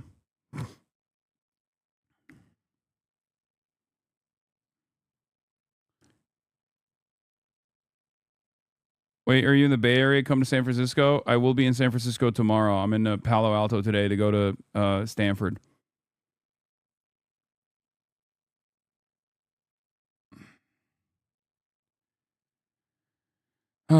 Breaking. Reports indicate the former Iranian Foreign Minister Kamal Khazari has been injured in a U.S.-Israeli strike on his residence in Tehran, with some accounts alleging his wife was killed. Khazari, a senior advisor to Iran's supreme leader, heads the Strategic Council on Foreign Relations, an influential body that helps shape Tehran's foreign policy direction. He was interviewed by CNN on March 9th, where he rejected claims of Iran's military had been significantly weakened and explained how he envisioned the war playing out. The latest reports remain unverified. Let's take a look. Donald Trump had been deceiving others and not keeping with his promises. How does all of this end then? If you say right now there's no room for negotiation, President Trump says he wants complete surrender. What does that lead to? There's no room unless the economic pressure would be built up to the extent that other countries would intervene to guarantee this termination of aggression of Americans and Israelis against Iran. Iran has a new supreme leader. What does that mean for your military effort and the confrontation with the United States and Israel? That means the system is quite functioning. The United States says it's drastically degraded the Iranian military, the capabilities as far as missiles is concerned. This was March 9th, by the way, okay? So just remember that. Like, if you want to understand who is correct, you can listen to what he's saying. If you want to understand who had a better assessment of how things were going to go, listen to what the Iranian side is saying versus what the American side was saying on March 9th. Drones is concerned, how much longer can you do this? That is one of the false narratives that the United States government is producing. Iranian military is quite strong, as you see, because they have the motivation, they have the arms that they need, which are produced in Iran. So your side is ready for a long war if the United States and Israel choose that. Do you consider this an existential threat to the Islamic Republic? It is an existential threat to the Islamic Republic, and therefore we have to stay with full might, as we are doing now. Finally, what is your message to President Trump as we sit here, as the war is going on? What is important for us is the end of this game, and we are ready to continue that game. You mean how this war will end? Yeah, the end of the game would be the time that American and Israelis would come to this understanding that this strategy is not working, and they have to stop their aggressions.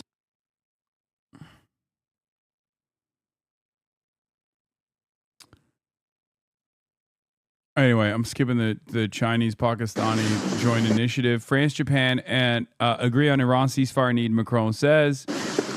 All of the other global partners are coming out to say, we got to put a stop to this. We got to put an end to this. This is ridiculous.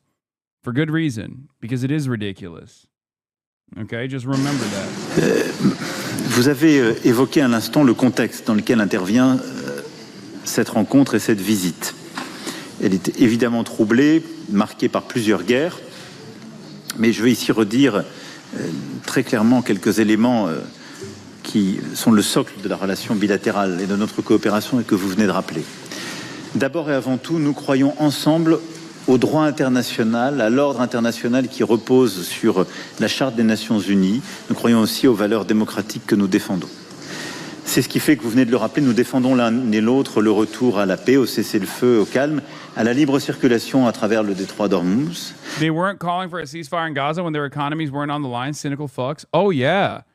Oh yeah. Of course, make no mistake. Animals, all of them. Okay? Yeah, they are cynical, self-interested monsters. Of course.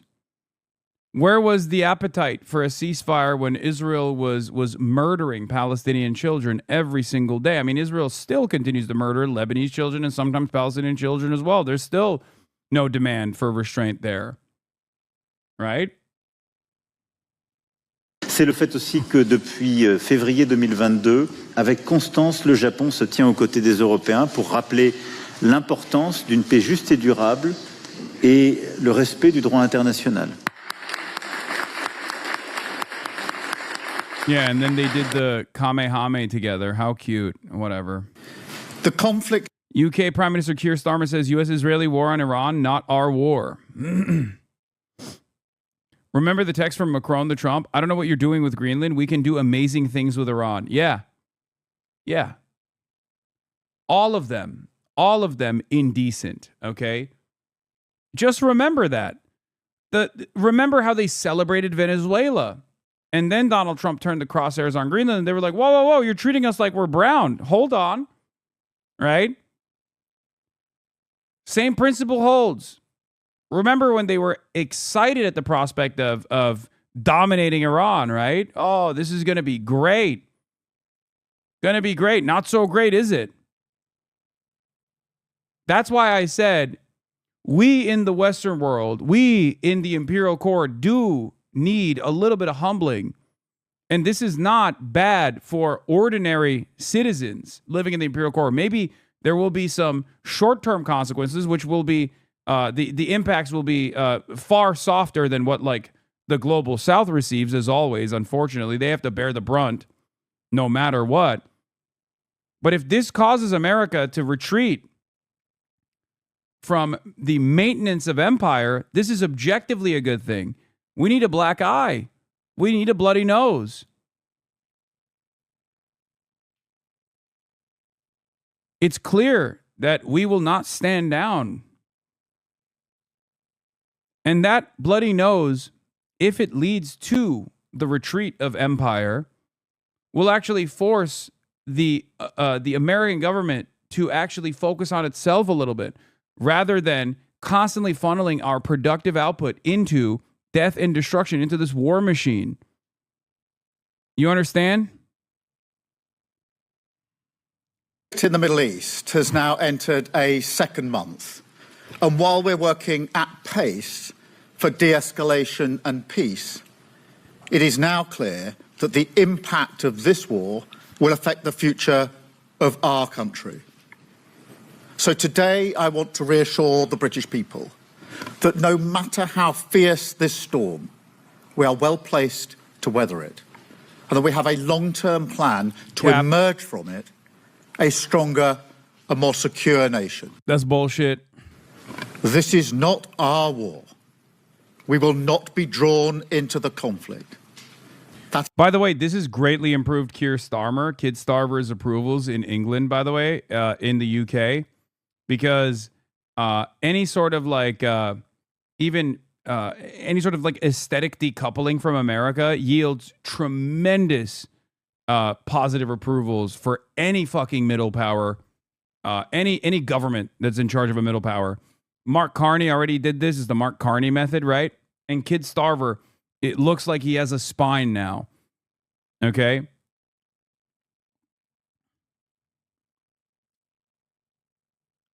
Now, of course, this once again gives people on our side a unique opportunity to demand far more, because as the permission structure expands, right, there is a larger window of opportunity to make more aggressive demands. Kid Starver comes out and says, oh, this is not our war. Great. Now the Greens can turn around and say, okay, are you going to punish Israel? Are you going to demand accountability from Israel and America?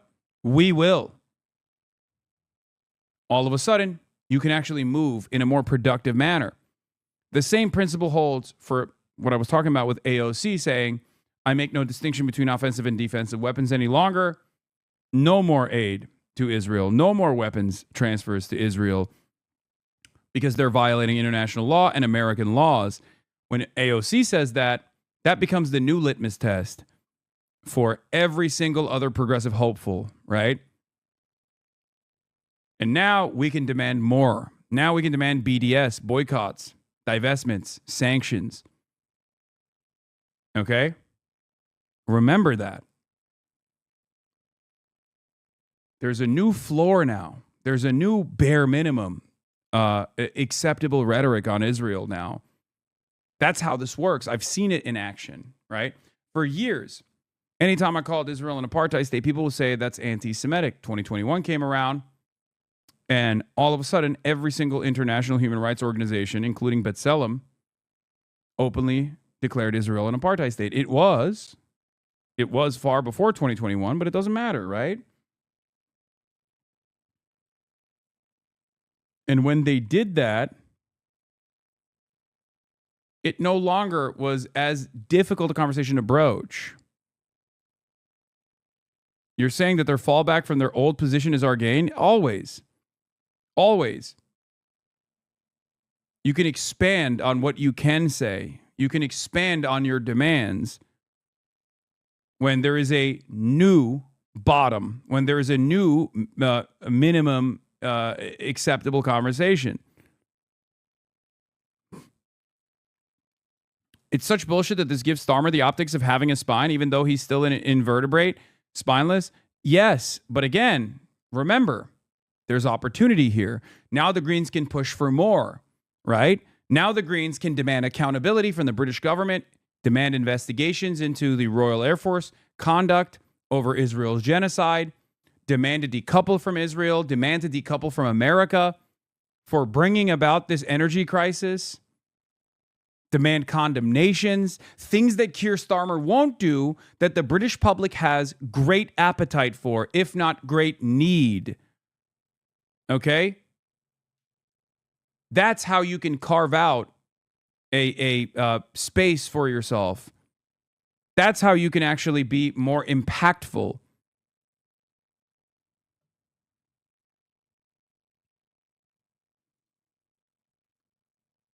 That's why I don't cast aside all of these liberals finally genuflecting to the truth. Matt Iglesias, as soon as AOC came out and said, no defensive and offensive weapons at all, boom, Rahm Emanuel is asked about it. Okay? Rahm Emanuel's asked about it, and he says, yeah, look, nobody else has the Iron Dome. There are a lot of other countries that want it. Now, what you can say about the Iron Dome is that this was jointly developed. So that's something we have to think through. But what I'm saying is you won't get taxpayer support anymore. You're going to pay full price. You don't have special status. Right? All of a sudden, Rahm Emanuel is entertaining it, right? Because he wants to run in 2028, and Matt Iglesias is praising it. There are a lot of problems with Rahm 2028, but he's the guy most clearly attempting the Iglesias-endorsed, go left on Israel and moderate on everything else strategy. Matt Iglesias is wrong on all of that, okay?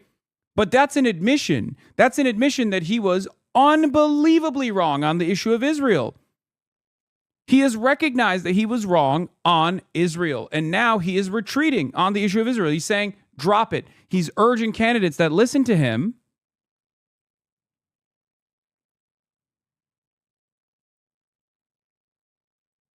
to to no longer support Israel. Like, this unconditional, uncompromising support of Israel is a dead end. Even Matt Iglesias is fucking recognizing that. And there's more. There's so much more. Here, the genre of tweets of liberals in retreat, right? Where the fuck is it? Hold on. Oh, my favorite genre of tweets, one that is more and more common, is liberals and centrists bemoaning the fact that the reality has vindicated leftist critiques. Many of us, liberal Europeans, this is for the other thing. This is another thing that Matt Iglesias had done as well. When Donald Trump was like, I'm taking over Venezuela because I want the oil. And Matt Iglesias was like, oh my God, it sounds like he read imperialism, the highest stage of capitalism. Like he's making like Leninist, he's recognizing Leninist critique of empire. And it's like, yeah, no shit, dude. It's not because Donald Trump is an anti-imperialist and he's just trying to like give the game away. It's because he's fucking vulgar and he's a dumbass and he's just saying the quiet part out loud. That's how it works. Many of us, liberal Europeans, spent decades pushing back against the European extreme left's cartoon version of America. It's all oil, imperialism, getting rich at the expense of others. And then one dumb administration walks in and performs the caricature to perfection. It's not. It was the correct analysis. And you recognize that it was the correct analysis now, and you feel a sense of embarrassment as a professor at London School of Economics for being a fucking liberal. But instead of making a new assessment and saying, you know what, this position, a Marxist critique, an anti-imperialist critique of American empire was totally correct. It was totally vindicated. And instead of going back to the drawing board and reconsidering the decades of effort I put into propping up liberalism and maybe leaning into Marxist critiques, dialectical materialism, historical materialism, I am going to simply say, oh, it's because Trump is playing out this cartoonish version. Well, you've all but considered it, right?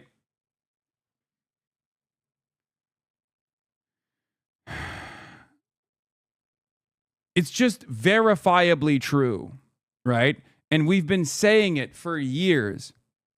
It was true all along. It was true when Lenin wrote about it. It was true when America was the top cop, the world police, when we said we're invading Iraq for oil, okay? It was true back then. And liberals, on the other hand, still try to maintain this mirage, this image. They're trying to coat their narratives with the intellectual liberal patina. Liberalism is wrong. Okay? It has been dismissed. The events that are unfolding under the helmsmanship of Donald Trump's maximalist empire positions is destroying the argument for liberalism. It's done.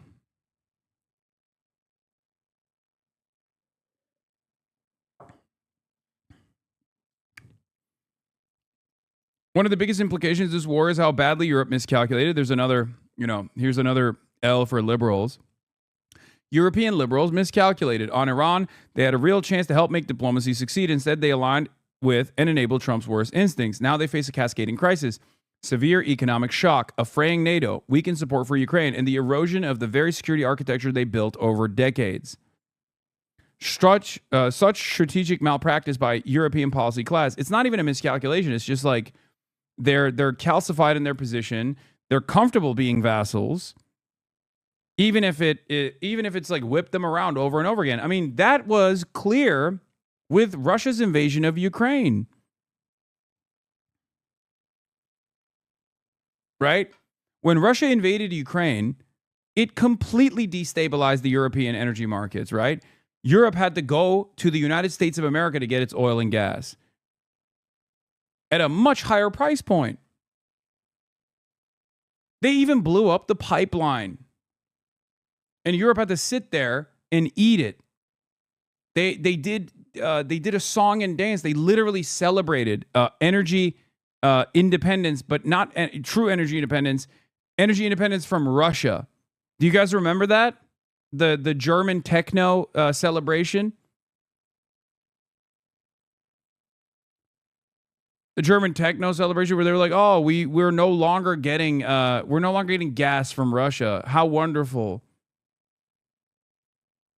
Cuck behavior.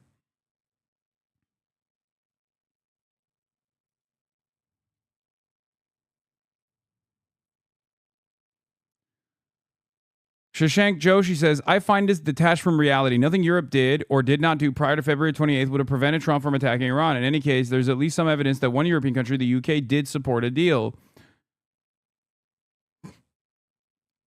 This is the long-standing vassalization of Europe. It's not new, okay? It's not just with Iran. And I do understand what that critique is against Cena. I don't know how much impact Europe could have had on just Iran alone. Europe should have had impact on Gaza, right? They didn't do it. They didn't even listen to the demands coming from their base. People were ripping themselves apart, protesting nonstop. What did the European governments do? They stayed the course. They didn't bring Israel to heel. They did not tell America, we're going to reconsider our relationship with you if you continue doing this, because it's causing instability domestically, right? They didn't turn around and say, we have too many, there's overwhelming majorities of the population are saying enough is enough. What do? They criminalized protests instead. They arrested people. So did the Democrats. 3,500 peaceful student protesters were arrested under the Biden administration. Remember that when people talk about Cuba, by the way, state repression in places like Cuba, by the way, okay? Just remember, Palestine Action was prescribed as a terrorist organization in the UK. Thousands of pensioners were arrested in the process for holding up a placard that said, I support Palestine Action. They tried to make it impossible to protest. They shut off these liberal values that they supposedly cared about, right? There were many off-ramps for Europe to decouple. People like myself kept repeatedly saying, if you want to maintain sovereignty as middle powers, you can get together and you can actually tell America, we're going to reconsider our allegiance to you if you don't do something about this, because our people are recognizing that democracy is not real, right? That's a huge problem. So they cast aside even their own sovereignty and their own ambitions of maintaining stability, maintaining confidence amongst their own base of support that like democracy was real. They destroyed all of that because they were vassals. And here we are. Whether Europe could have stopped Trump is almost besides the point. The real question is whether in the months and years leading up to this, they put any meaningful obstacles in the way or invested real political capital in creating viable diplomatic off-ramps. They did neither. This is true. At key moments, they had leverage and used it in ways that fueled escalation rather than de-escalation. Also true. Taken together, part of the story behind the path to this war is one of missed European opportunities, weak follow-through, and, more clearly, clear alignment with escalation. Whether you started the timeline in 2025, 2022, or 2018, there's a consistent pattern with respect of the E3 European role. In just the past few months, the E3 moved in a much more hawkish direction. For example, since January, Macron has signaled alignment with Trump, saying they can do great things on Iran. Hasanabi is in LA calling others vassals. You be a cucked American. Where be Turkey in the genocide? Where be Turkey? Yeah, I'm an American citizen. And I'm trying to do my very best to change the political structure in this country. What are you doing in Europe? You have a lot more opportunity to make changes. It's a much smaller country. It's not the tip of the spear, right? It's not it doesn't even have the driver's seat in empire. You can make a much more convincing argument. The governments are supposed to be much more responsive to your pressure. Ours certainly isn't, and I'm still trying my fucking best. So what are you doing? I mean, why do you think every day people yell at me and say I'm a terrorist, a radical, an Islamist fundamentalist, anti-American, pro-communist, pro all of America's foreign adversaries? They obviously see that this is a threat. They obviously see this movement as a threat. Even if it's like chipping away at the established bipartisan uniparty consensus on maintaining American empire. I'm trying to do my best, and I'm eating it on a daily fucking basis as a direct consequence of trying to do my best. And you are too in this community. So why the fuck are you complaining? If you recognize your vassal status, you should do something about it. You have a lot more opportunity to do something about it.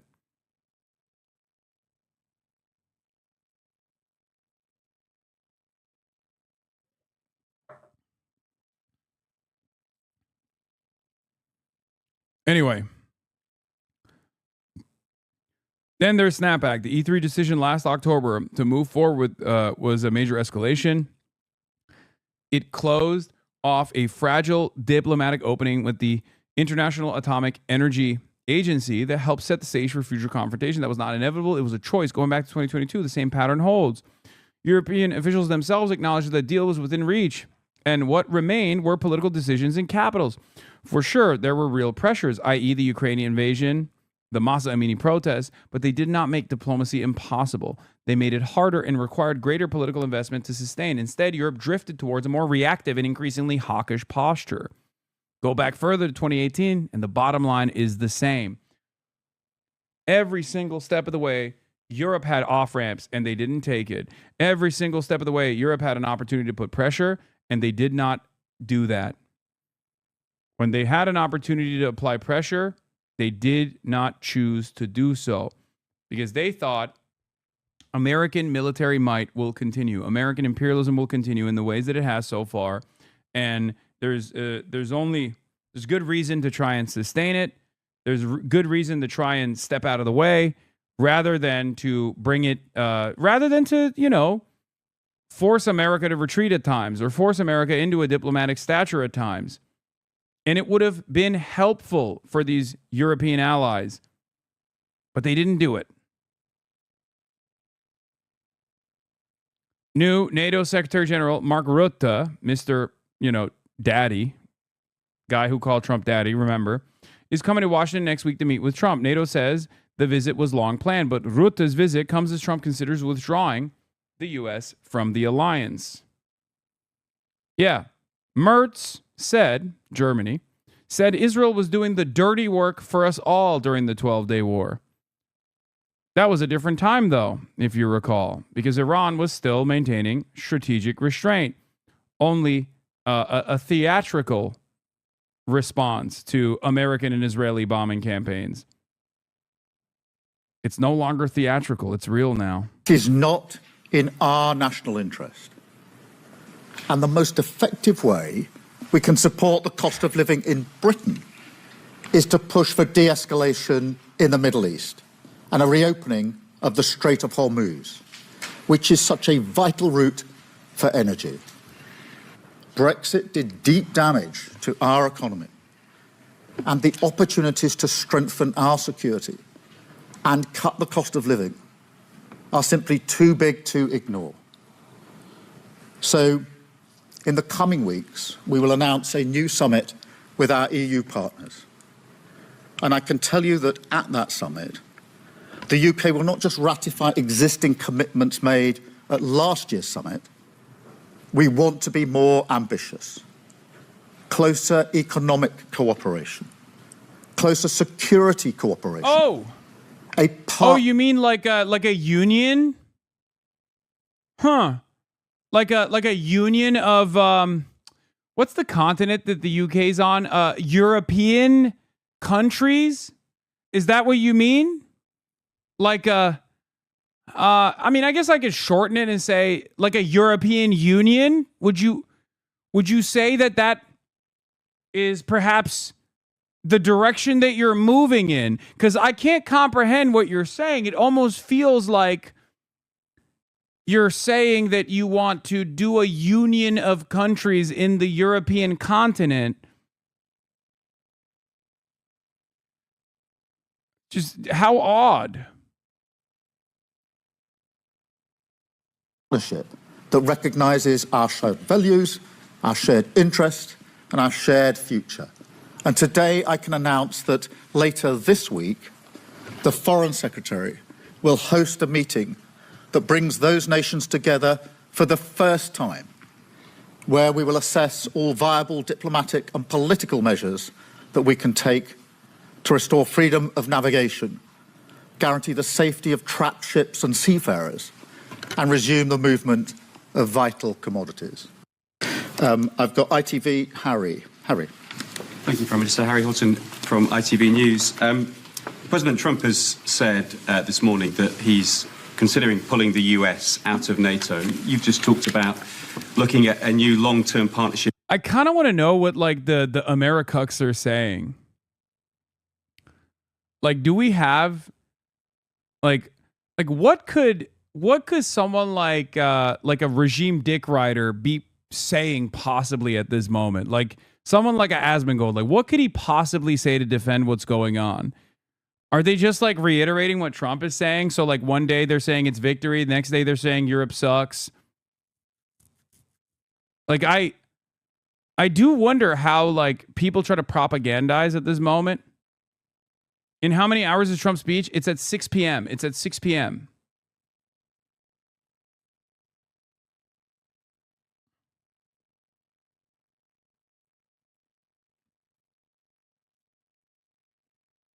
With the EU, including on security.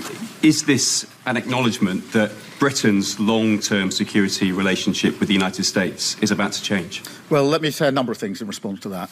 Firstly, NATO is the single most effective military alliance the world has ever seen. And it has kept us safe for many decades, and we are fully committed to NATO. Secondly, that whatever the pressure on me and others, whatever the noise, I'm going to act in the British national interest in all the decisions that I make. And that's why I've been absolutely clear that this is not our war, and we're not going to get dragged into it. But I'm equally clear that when it comes to defence and security and our economic future, we have to have closer ties with Europe.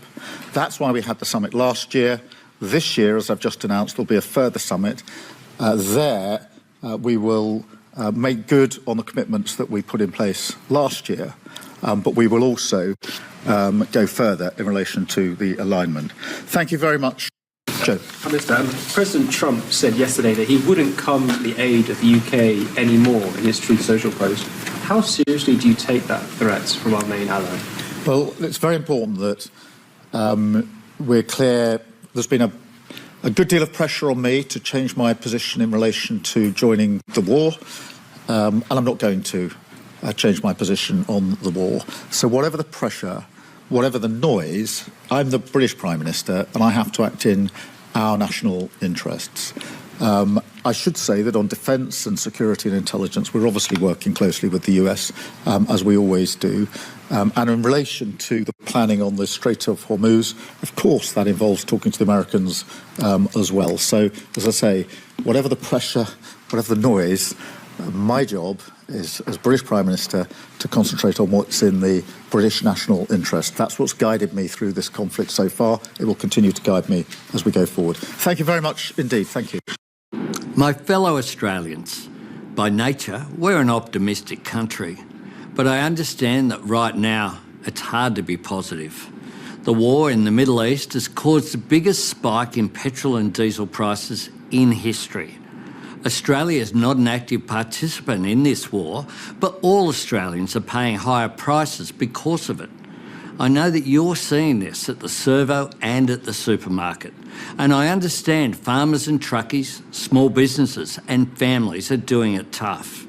And the reality is, the economic shocks caused by this war will be with us for months. Tonight I want to speak directly with you about what the government is doing to shield Australia in these uncertain times, and also what all of us can do to help our country and help each other in the period ahead. On Monday, National Cabinet adopted the National Fuel Security Plan. Leaders from both sides of politics, from right around the country, working together to keep Australia moving, making sure that we are prepared so that if the global situation gets worse and our fuel supplies are seriously disrupted over the long term, we can coordinate the next steps together. Today, we cut the fuel excise in half, cutting the tax on every litre of petrol by 26 cents. Those savings have started showing up at your petrol station. For our truckies, we have cut the heavy vehicle road user charge. You can't be a serious company and fucking call a serious company, sorry. You can't be a serious country and say things like truckies for the tradies and the truckies, mate. Fucking hell. For the truckies, yeah. Lefties are losing it. His fucking elbow. His elbow. Mate, for the truckies out there, right? For the fucking truckies out there, right? We're doing our very best, yeah? New York Times, Trump lied about serious negotiations. New York Times reports multiple U.S. intelligence agencies have insisted in recent days that the Iranian government is not currently willing to engage in serious and substantial negotiations to end the ongoing war against Israel and the United States.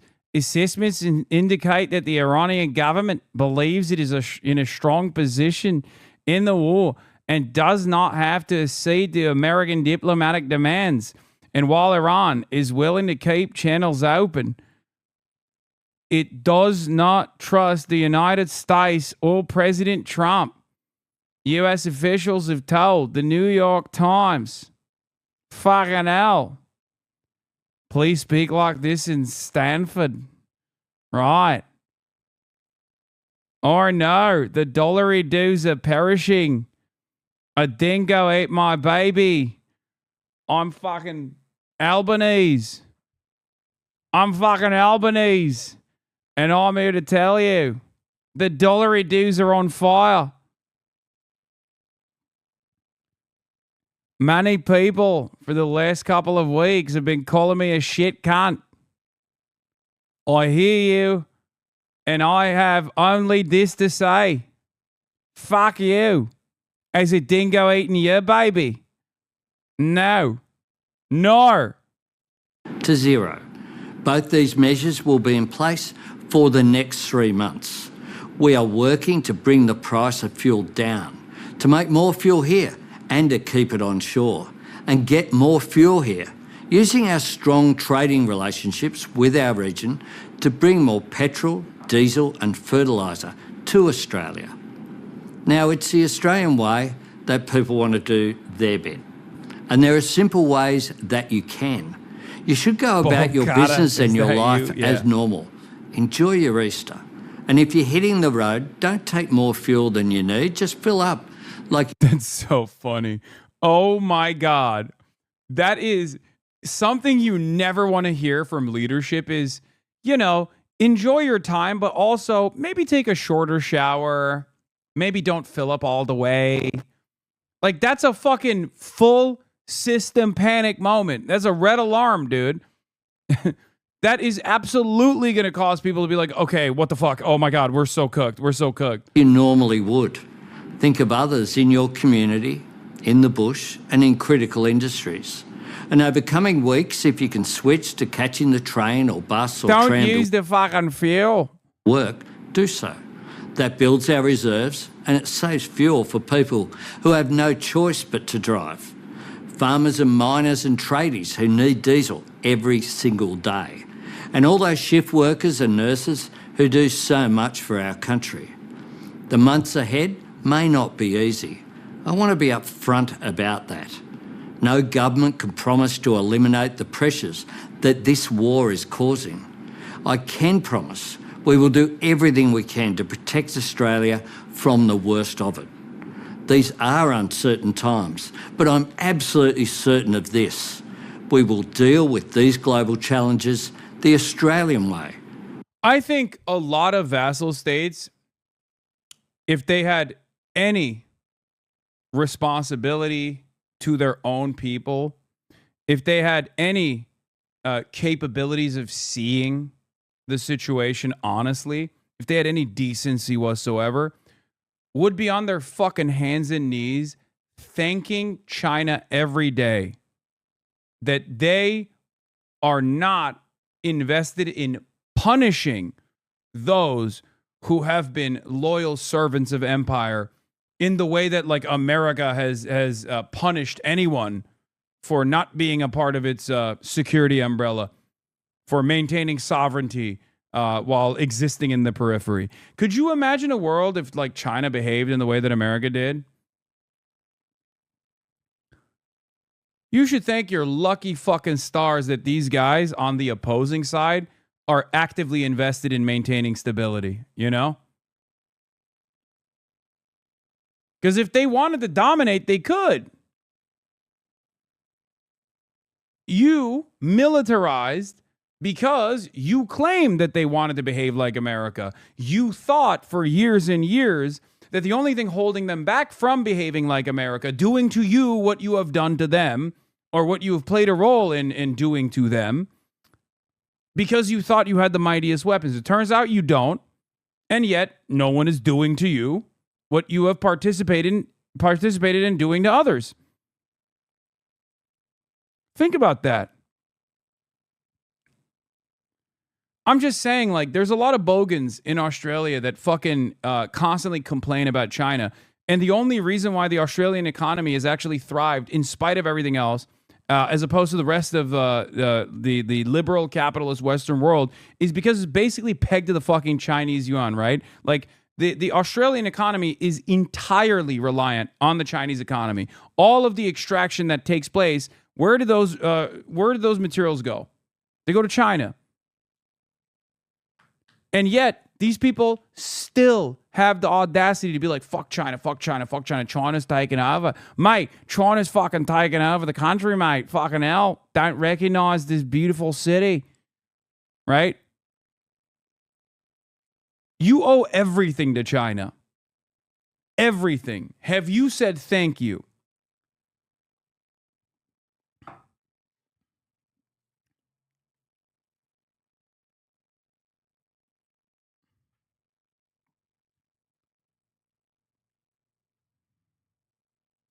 Working together and looking after each other, as we always have. Thank you and good evening. Hundreds of millions of Africans. You called this all, like you said, what that was needed was courage. Ro Khanna appears to have followed AOC's lead and said he will not support U.S. funding for Israel's Iron Dome. Correct me if I'm wrong here, Congressman. The Iron Dome is important to save lives. Israel should be able to buy it on their own with a $45 defense billion budget. Israel is a first world country and it can pay for the defensive systems it needs. Yeah, these guys want to, like, still sell Israel Iron Dome weapons. I don't want to do that at all. I don't want to give Israel any weapons at all. Like, I just want people to understand, like, where I stand on this is not like, oh, Israel gets to pay for its own weapons. It's fucking ridiculous that they weren't already. And this will be confusing for a lot of people. They'll be like, wait, what? We were giving Israel these weapons? What the fuck are you talking about? No, we should just not give them anything. Now that the conversation has shifted on defensive, offensive weapons, like I'm here to tell you what my position is. We should restrict trade with Israel. We should not give them any weapons at all, even if they want to pay for it. We should boycott Israel. We should divest from Israel. We should sanction Israel until Israel is a singular, secular, solitary state that offers equal rights and representation and reparations to all the Palestinians it's dominated and destroyed the lives of, and a state that actually allows a right to return for all the Palestinians. That's my assessment. That's what I believe in. That's what I want to advocate for, and that's what I will continue to advocate for. In any case, some step in the right direction.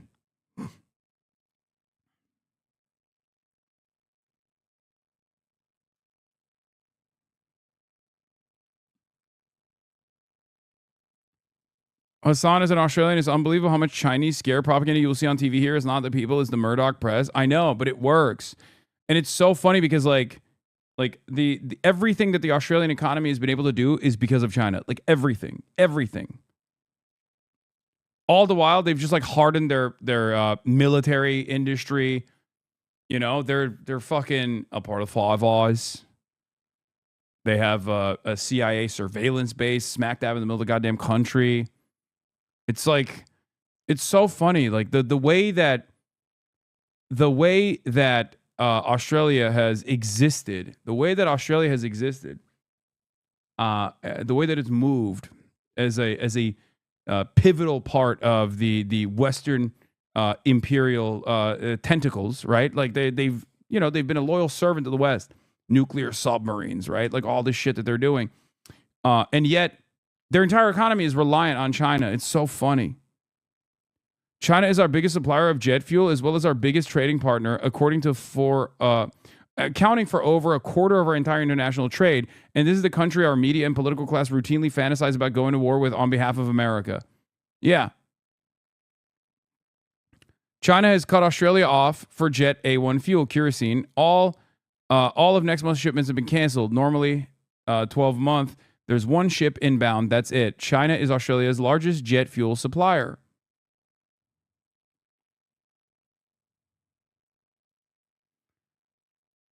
This is what I mean. Like, will your speech be streamed? I'm tired of spamming, boss. I need to know. Dog, I've literally said approximately 754,000 times that yes, my speech will be streamed. Yes, not only will my speech be streamed, but I will also come back here to do analysis on Donald Trump's State of the Union afterwards. Okay? Yes, it's on. I always stream my speeches. And not only do I always stream my speeches, I also literally have put it in the fucking title. It's in the title, chatter. Oh my God. Learn how to read. Yeah. Albo be like, pilots should only fill half tanks. Right? If you're a fucking pilot, land to preserve the jet fuel, right? We're going to have some fucking major shortages, mate. Just fill up half the tanker.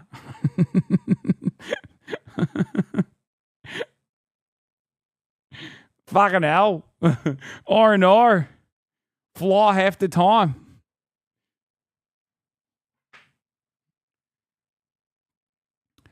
Notice, Emmanuel is focused on the price here, on how much it would cost Israel to buy weapons from the U.S. International law, majorities of Americans are concerned with whether U.S. weapons could go to Israel at all. Yeah. No more fuel, jet fuel. Please glide the rest of the way. How hard could it be? You're just fucking gliding. You're just fucking gliding, mate. Just glide a bit. Just keep fucking gliding.